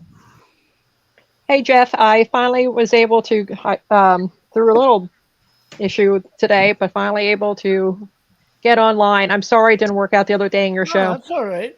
Yeah, I got my daughter's headset. Ouch. And had the wrong setting when I first got on Joe's show here. I had to leave and then come back. I know they weren't sure I was going to, but yeah. Technical difficulties can always be overcome. They just are rarely overcome immediately when you're trying to fix them. Yeah. I'm glad you got a headset that works now. Yeah, there was a setting issue, which my daughter pointed out. I was like, oh, okay. I wasn't used to using one of these or using it with the phone I have. So, yeah. But with your show, nothing was working the other day. Nothing. So, anyway. And Jen, you solved your crackling phone too, which is nice. No, I don't know why. It's. We haven't heard it at all. Yeah, it's getting down to 64%. So it might start acting up when it gets hot. Nah. Oh. Jay. Yes, ma'am. Jaybird. Yes, ma'am. Get this. That touch up that I did, is that better? Yeah. Yeah. A lot better. It's it went upon his cheekbone the right direction. Yeah. Oh, jeez. Yeah. Okay. Oh. You Speaking got of which, Jen, I apologize very profusely. I haven't forgot about the V-neck shirt. I will actually make it, and you don't have to go to the store to buy it. I will just ship it to you. But you have to tell me. I forgot. What did you want? Just his face? Do you want the whiny big logo on the back, or? Yeah, if you want to do that, that's okay. Yeah, him on the front, maybe whiny big on the back. Oh, perfect. I forgot what color you wanted. I think that drawing, Joe, when you put that on stuff, I think it'd be cool to drop that in Canva and do a background remover on it. So it's just the drawing of the face.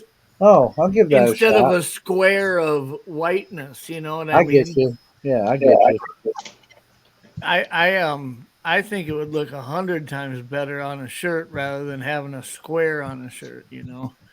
Right. But Yeah. it's I'll pretty do that. easy to just pop it in the Canva and hit background remover, and all that'll be Right. left is the actual drawing with Drawing. Yeah. whatever color background the shirt is, you know. That's cool. Yeah. Yeah. It'll probably turn out better than the one I made myself then too. Yeah. Well, That now, way, if you want to put it on a coffee cup or anything, you know, it'll just kind here of we go. looks Yeah. more like a logo rather than a drawing. Right. You Right. know. I get you. Yeah. Finally.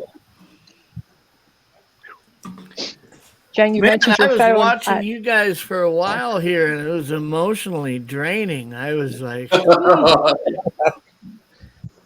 Sorry. I did, had Bringing to, some stuff out of you, Jeff, or what? I did a couple shots and thought, you know, I'm ready to go on now. And finding the trackway, we flipped each other off a few times in chat just for fun, just to kind of, you know, get the mood ramped up a little bit. But no, I was enjoying listening to you guys talk. Well, Trackway says that they're going to. He says we're going to drive up to Joe's and take him out too. Awesome. Take him out too. Does that mean like take you Wait a out for minute. drinks or dinner, or like Take me out. Take me take out. you or- out? You Take know, me Thank out. you out. Please need to clarify clarify. before you start Yeah, the road please. trip. You Let, know? let me know what you know. Yeah, Just don't clarify get that. in between him and a Cliff Barackman coin. In what fashion are you taking me out?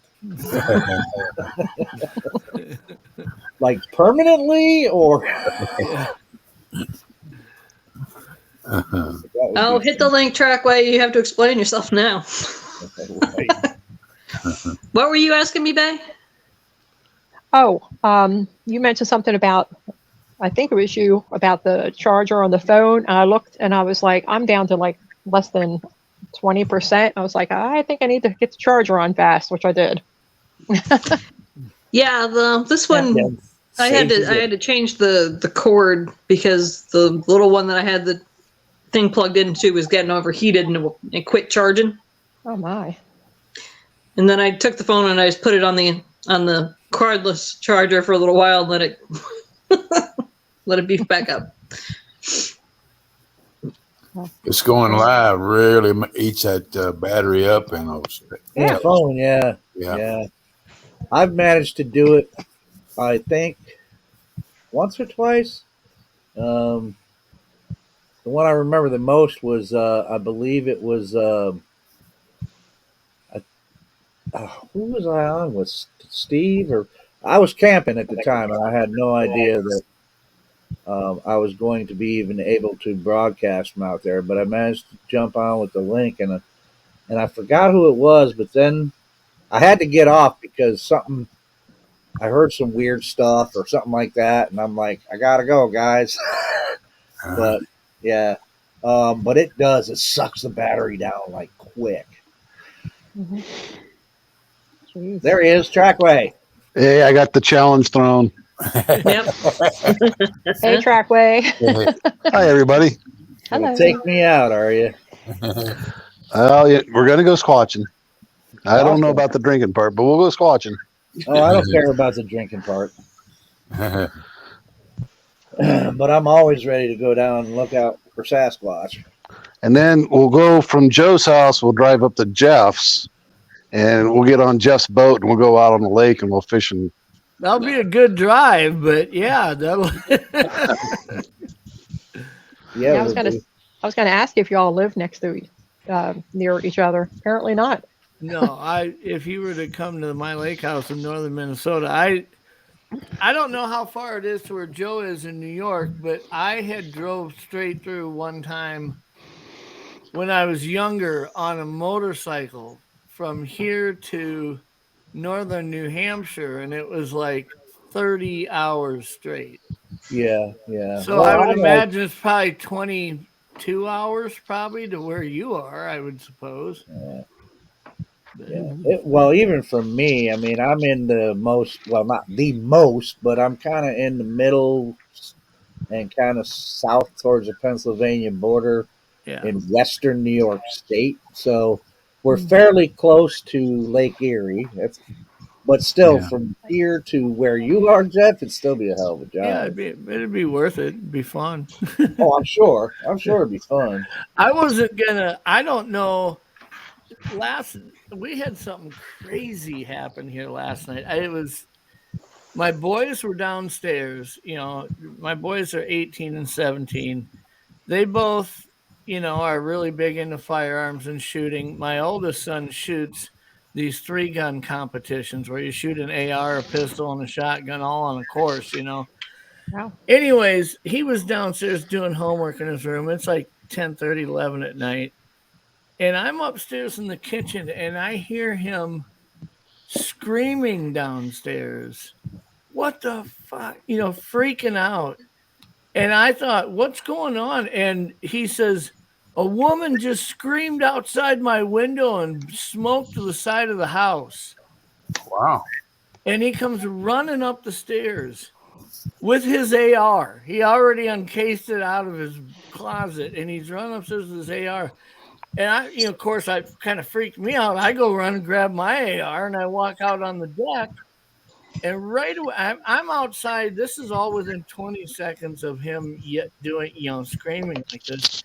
And I yell, "Who's out here?" And it's dead silent. I mean, it's dark as shit, but it's dead silent. You could hear somebody, like running through the trees and stuff if there was somebody out there. There's nothing out there. And I have a pretty powerful light on. I'm shining it, looking at the trees, and I don't see nothing. And I said, "Are you sure it was a woman's voice?" And he goes, "It's that or it was a cat, like a cat." And it was like a human loudness to the scream. Mm-hmm. And it like if you elbowed the siding on the house right by his window. And I'm looking at the side of the house, leaning over the deck and putting the light on it, and I don't see nothing. And so then I go out on the back deck, and I'm on the back deck, and I'm lighting up the tree line, and I'm thinking, well, this is probably a tomcat. 2 tomcats face off. They can make some pretty horrendous noise, or a bobcat maybe. Didn't think it was probably a mountain lion, but I mean, it could have been. But I'm out there on the deck for like a minute, spotlighting the trees. And here, I don't realize that Drew has walked out on the deck in the dark and is standing behind me. Oh my gosh. And as I'm looking at this stuff, he says, "Do you see anything?" I about jumped 5 feet in the freaking air. About started firing off rounds just out of the blue, And I said, "Drew, you got to announce yourself if you're going to sneak up behind me under a situation like this." So we walk around the house. We're looking at the whole tree lines and the lake edge, and I can see eye shine of deer. There's probably 5 different deer that we had spotted. And I'm thinking, had it been a predator feline, like a mountain lion, these deer would have ran. They wouldn't have been there. So I'm leaning in. It was probably a tomcat. Anyways, we go back inside and I take the magazine out of my AR and I go to eject the round and nothing comes out. And I realize it didn't advance a round into it when I first charged it. And I started looking and I have a malfunction on my AR that I had to bring in and get fixed. But I'm glad I wasn't being charged by a freaking mountain lion or something when I realized this thing isn't putting the round in. But it was a weird night last night. This morning I was still laying in bed about 9:30 and Drew says, Are you going to get up? And I'm like, dude, I'm still like, my heart's froze up after you scaring the shit out of me last night on the deck. But I still don't know what it was. I just assume it probably was 2 tomcats facing off, which is probably the most plausible explanation. But now, Jen, Joe, write this down. Make sure that when we go to Jeff's that we call ahead. Yeah. Well, don't stand outside the window and scream that you're here. Because then we'll probably bring the AR welcome wagon. Approach with white flags and boat horns. It's beep, funny beep. because in my neighborhood, every Halloween we have a tradition leading up to Halloween for about 3 weeks. we have a dummy, like a full-size mannequin that we have dressed up kind of like a zombie. And we leave it at each other's houses. There's like 30 homes around this part of the lake. We leave it on each other's, like on their deck or in the back seat of their car. And whoever ends up with it on midnight on Halloween has to host a big party. No, that's cool. And I never get this thing. Nobody ever brings it to me. And I finally, this last year, I asked, why don't anybody bring this to me? They're like, well, we're afraid you're going to shoot us, man. We're afraid to come on your property in the middle of the night. I said, okay, well, that makes sense. I did get it one time, and I snuck it over to this guy's house. I don't know him that well. And his side door was open on his garage. And I snuck in his garage and put it in the back seat of his Honda CRV sport utility. And the next morning he was driving to work, and he looked at about halfway to work. He looked up in the rearview mirror and seen this sit in the back seat, and he put his car in the ditch. But it sounds funny. like a fun neighborhood. One of them was like, no, dude, I ain't bringing that over to your house at midnight. You're going to freaking shoot us. But that's a great idea, though. That's a great. I saw one of those things on Halloween. Just this past Halloween, as I was delivering, these people had their Halloween decorations out, and they had this huge. I posted it. They had this huge Michael Myers mannequin and stuff out there, and I was like walking up. I was like, "That's cool," and I'm walking up towards with their food, and I'm like thinking to myself, "Dude, if this thing moves, I'm throwing this bag of food at the door and running." I'm not messing with it, but yeah, it was pretty lifelike, man. And I'm like, hope it's not one of them motion activated things, because I'm gonna freak out if it is. One of my best friends lives next door to me, and he's in what I would call the brotherhood. There's like 5 of us that if you have each other's garage door codes, then you're kind of in the brotherhood, right? Like who you'd trust to give that kind of access to. Anyways, I knew him and his wife were out of town with their daughters overnight. And so I had the mannequin one time. I snuck it over to his house and went into his master bathroom and put it in his little jacuzzi tub. And laying in the bathroom was a Playboy magazine. So I put that in like its hands, like he's reading it. And I took a big, opened the drawer up and took a pair of his wife's underwear and put it in his other hand. And I left it there. And they came back from their little vacation and seen this. And they were laughing so hard. But they're like, dude, how did you get in our house and do this? And I said, you gave me your code like a month ago. But the main question was, how'd you get my wife's underwear? Well, that would be the main question. Jen, good point. Have thought about it. So they had all this folded laundry laying there in their bathroom because their big walk-in closet was there. And as I was putting the mannequin down, I see he has this magazine laying on the counter. So I thought, well, that would be fun. Put that there. And I turn around and here's a folded pile of her underwear. I thought, well, let's put a pair of that there. So I just didn't draw any parameters on what was acceptable and what wasn't. Okay, just wondering. Yeah, that explained it pretty well, Jeff, that you weren't actually rummaging through their drawers. No, I didn't rifle through their drawers. That was my question. I mean, like, I probably would have had all kinds of props to put there had I done that, but I wasn't going to do that. I think your access to their garage would have been permanently deleted. Yeah. Well, change that code right quick. Yeah, change the code. This is one of my best friends, and his wife's friends with my wife. I mean, it's like, it's pretty laid back. Nobody's going to get mad or offended by something like that. That sounds like the best type of neighborhood and group. That's wonderful. Yeah. Yeah, that's nice. Yeah. No, we used to have all kinds of little outdoor traditions. Like in the fall, we'd have our fall festival where They'd have a chili cook-off in the neighborhood, big bonfire. We have a sand volleyball court and like a picnic cabana at a commons area that everybody owns part of.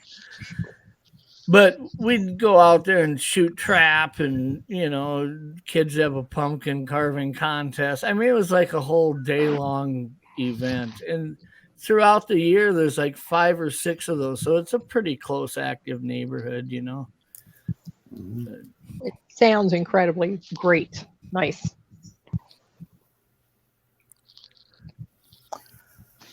I'm making my move. I won't be but about 20 miles from Stevie B. Oh, wow. Yeah, And congratulations again, Jay. Thank you, hon. Thank you so Big much. time. Yeah. Yeah, we still That's got to awesome. organize his virtual bachelor party online. That'll be fun. Now, Jay, are you still planning on moving back up to Kentucky after that, or are you staying in Florida? No, she just bought a brand new house, brand spanking new. So I guess we're going to stay in Florida. I've already told my son. I broke it to him that I had a woman ask me to marry her, and he said, "What?" I said, "Yeah, I couldn't believe it either." But she actually, it's somebody said earlier, I forget it was, that she's going to buy me an engagement. Yes. She couldn't resist Jay's pheromones he puts out. Yeah, Jay, they wanted to see your, I think someone I saw in chat before I came on here, they wanted to see Jay's engagement ring. Jay's engagement ring, yes. Oh, yeah. Well, let's see it, Jay. Come on. I don't have it. I haven't got it on yet. Got it yet. Oh, my. Always a bridesmaid, never a bride. I've heard of everything, but I've never heard of. Well, I've heard of women asking men to marry them, but it was a total shock. I'm telling you.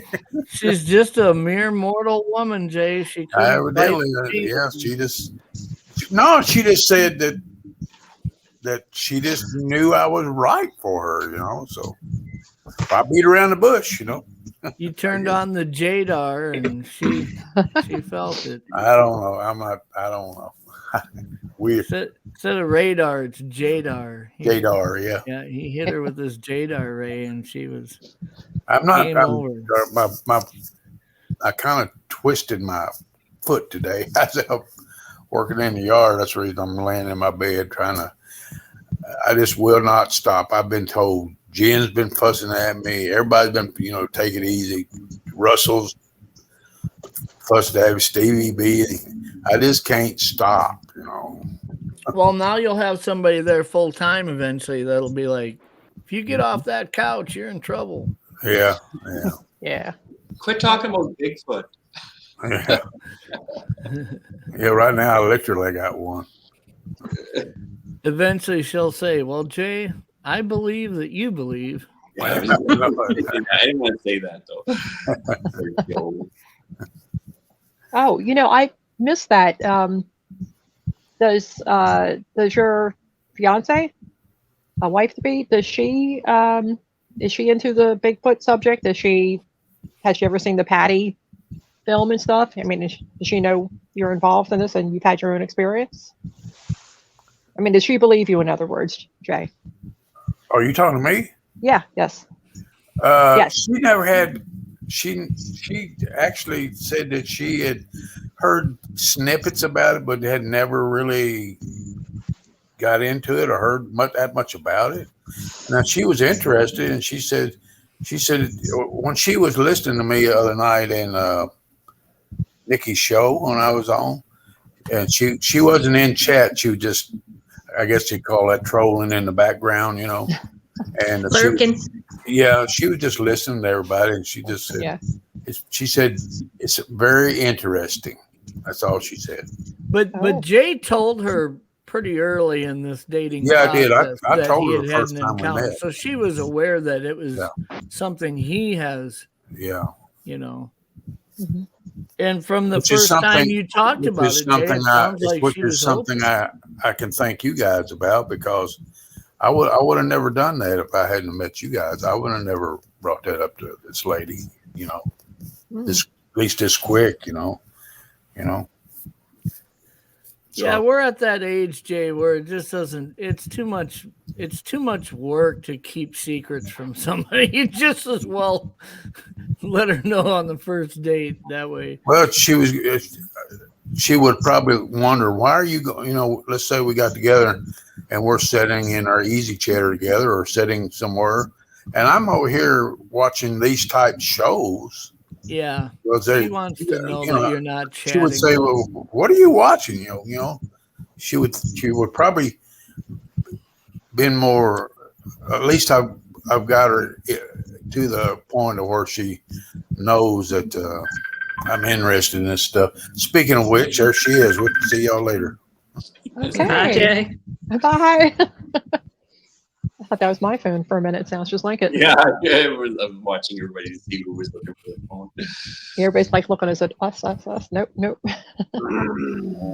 No, she sounds like a hell of a lady. I'm excited for the first time he's ready and she's ready to introduce her to everybody, which it sounds like she'll be open to. It's just something that you want it to happen on her pace and not him asking her, but she seems open to it. Yeah. I think it's awesome that he let her know right away on that first date that he had that encounter. One, it shows to her that he's willing to open up and share about things that, and not draw lines on what's okay to talk about and what's not. But two, it puts out to him right away that she's comfortable with the fact that he's had that experience, and that isn't some deal breaker that you find out 6 months down the road or something goofy. Well, I mean, he said he's actually talked to her for years before they actually went on the date. He's talked to her for a long time prior. Right there. So walk in that kitchen. Yeah, he had said just let him calm down, Mom. That's all you can do. Yeah. He said that he had seen her in the messenger groups that he was in on Facebook, and from people in his area who evidently are single, and that they had, he had seen her talk and she had seen him talk, but he hadn't actually reached out to her until she had said hello to him one time. And I think I remember him telling us that on that first date, when we were asking him afterwards, how'd that first date go? And he said, she's a nice lady. And he kind of presented it like we're going to be really good friends, which I don't blame him for saying that, even if he felt more. Why would he come on and tell us, maybe we're going to start dating? And then if that didn't turn out, that'd look horrible, right? So I think he was downplaying how well it went a little bit, that first date. But I got the impression from what he was saying that he had talked to her about it that first time. Mm-hmm. But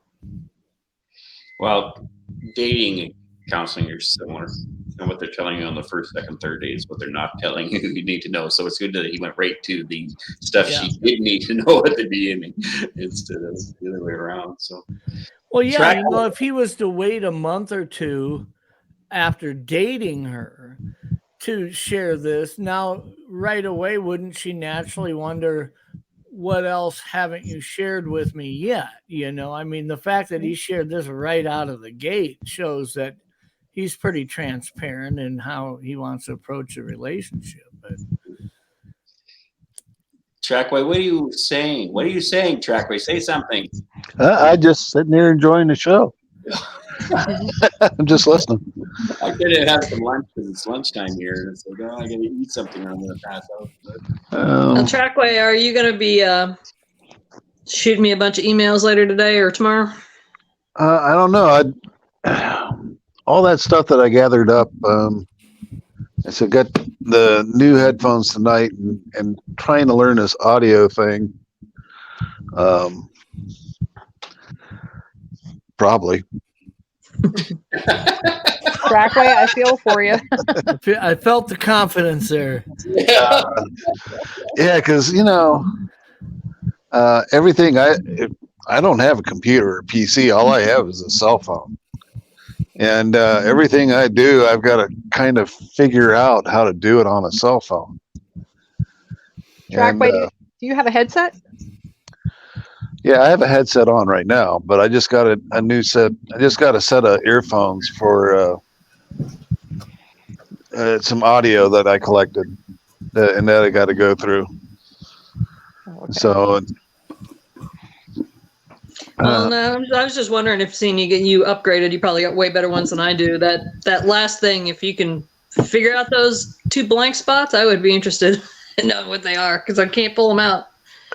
I've got no clue exactly what that is. I've never heard anything like that in my life. It's not Tristan quality, but I don't know what that is. That's all I can say. Yeah.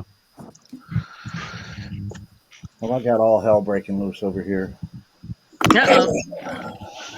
Yeah. I'm knocking stuff off my desk, and my dog is acting crazy. Uh, Yeah. Well, She's broken. She got this little thing she goes through, and she wasn't weaned properly. That's what it all comes back to. It's probably what's wrong with me. I wasn't weaned properly. That's a Leon question. Yeah. Well, listen, I'm going to say goodbye to everybody for now. It's 4 p.m. my time, 4 or 5. Yeah, we're gonna land the plane, I guess, and yeah. But thank you so much for the conversation, everybody. Leon, thank you so much Awesome. again. Good conversation, real good conversation. I appreciate that. Good to be Yeah. with you. And so I'll steal these from my daughter, so I can. Hopefully, I'll get invited back on Jeff's show maybe sometime. You're always invited. Standing invite. Everybody has a standing invite. So. It's appreciated, yeah. And so, and Trackway, nice to see you or hear you or whatever. I mean, I understand the audio and stuff like that too. And Jen, so nice to get to chat with you. I'm so glad you're doing as well as you are. That's wonderful. Oh, thank you, Bay. I'm real happy for that. That's excellent. So thank you, Joe, very much. And thank you, B. Everybody have a great evening. Yeah, I just happened to get in the house. Pouring rain here, East Coast, near Philly. Soaking wet. And I'm like, yeah, I'll try to be on in maybe in a few minutes, half hour. Let me go try to dry off. So that's the way it works. So, but anyway, I'm so glad I was able to get my daughter. I got to go thank her again to figure out what I was doing wrong and how to actually use my phone. Nice. Yeah. Nice. Yeah. So I hope it's coming through clear. All right. Thank you all again. See you soon. Bye, B. Thanks, B. Bye now. Bye-bye. See you. Okay. Take care. So yeah, and thank you guys for popping on and carrying the show along with me here while we just sat here and talked about whatever. And thank you, chat, man. I didn't know that many people would show up on an afternoon, especially Friday afternoon. But I'm glad you guys are here. You guys still got 20 floating around down there. And yeah. But glad you guys were here, and I hope you had fun. That's what this one was really all about, just fun, talking, and having a good time. And it always happens that way when I get all you guys around me. So No, that's good. I appreciate it all. And thank you, Joe, for having me and us on, and everybody. It was nice seeing you again. I'm going to hop out. Yeah, hey man, and if you can get up here, if the Vespa don't break down, man, bring it. I'll hop on mine and we'll go.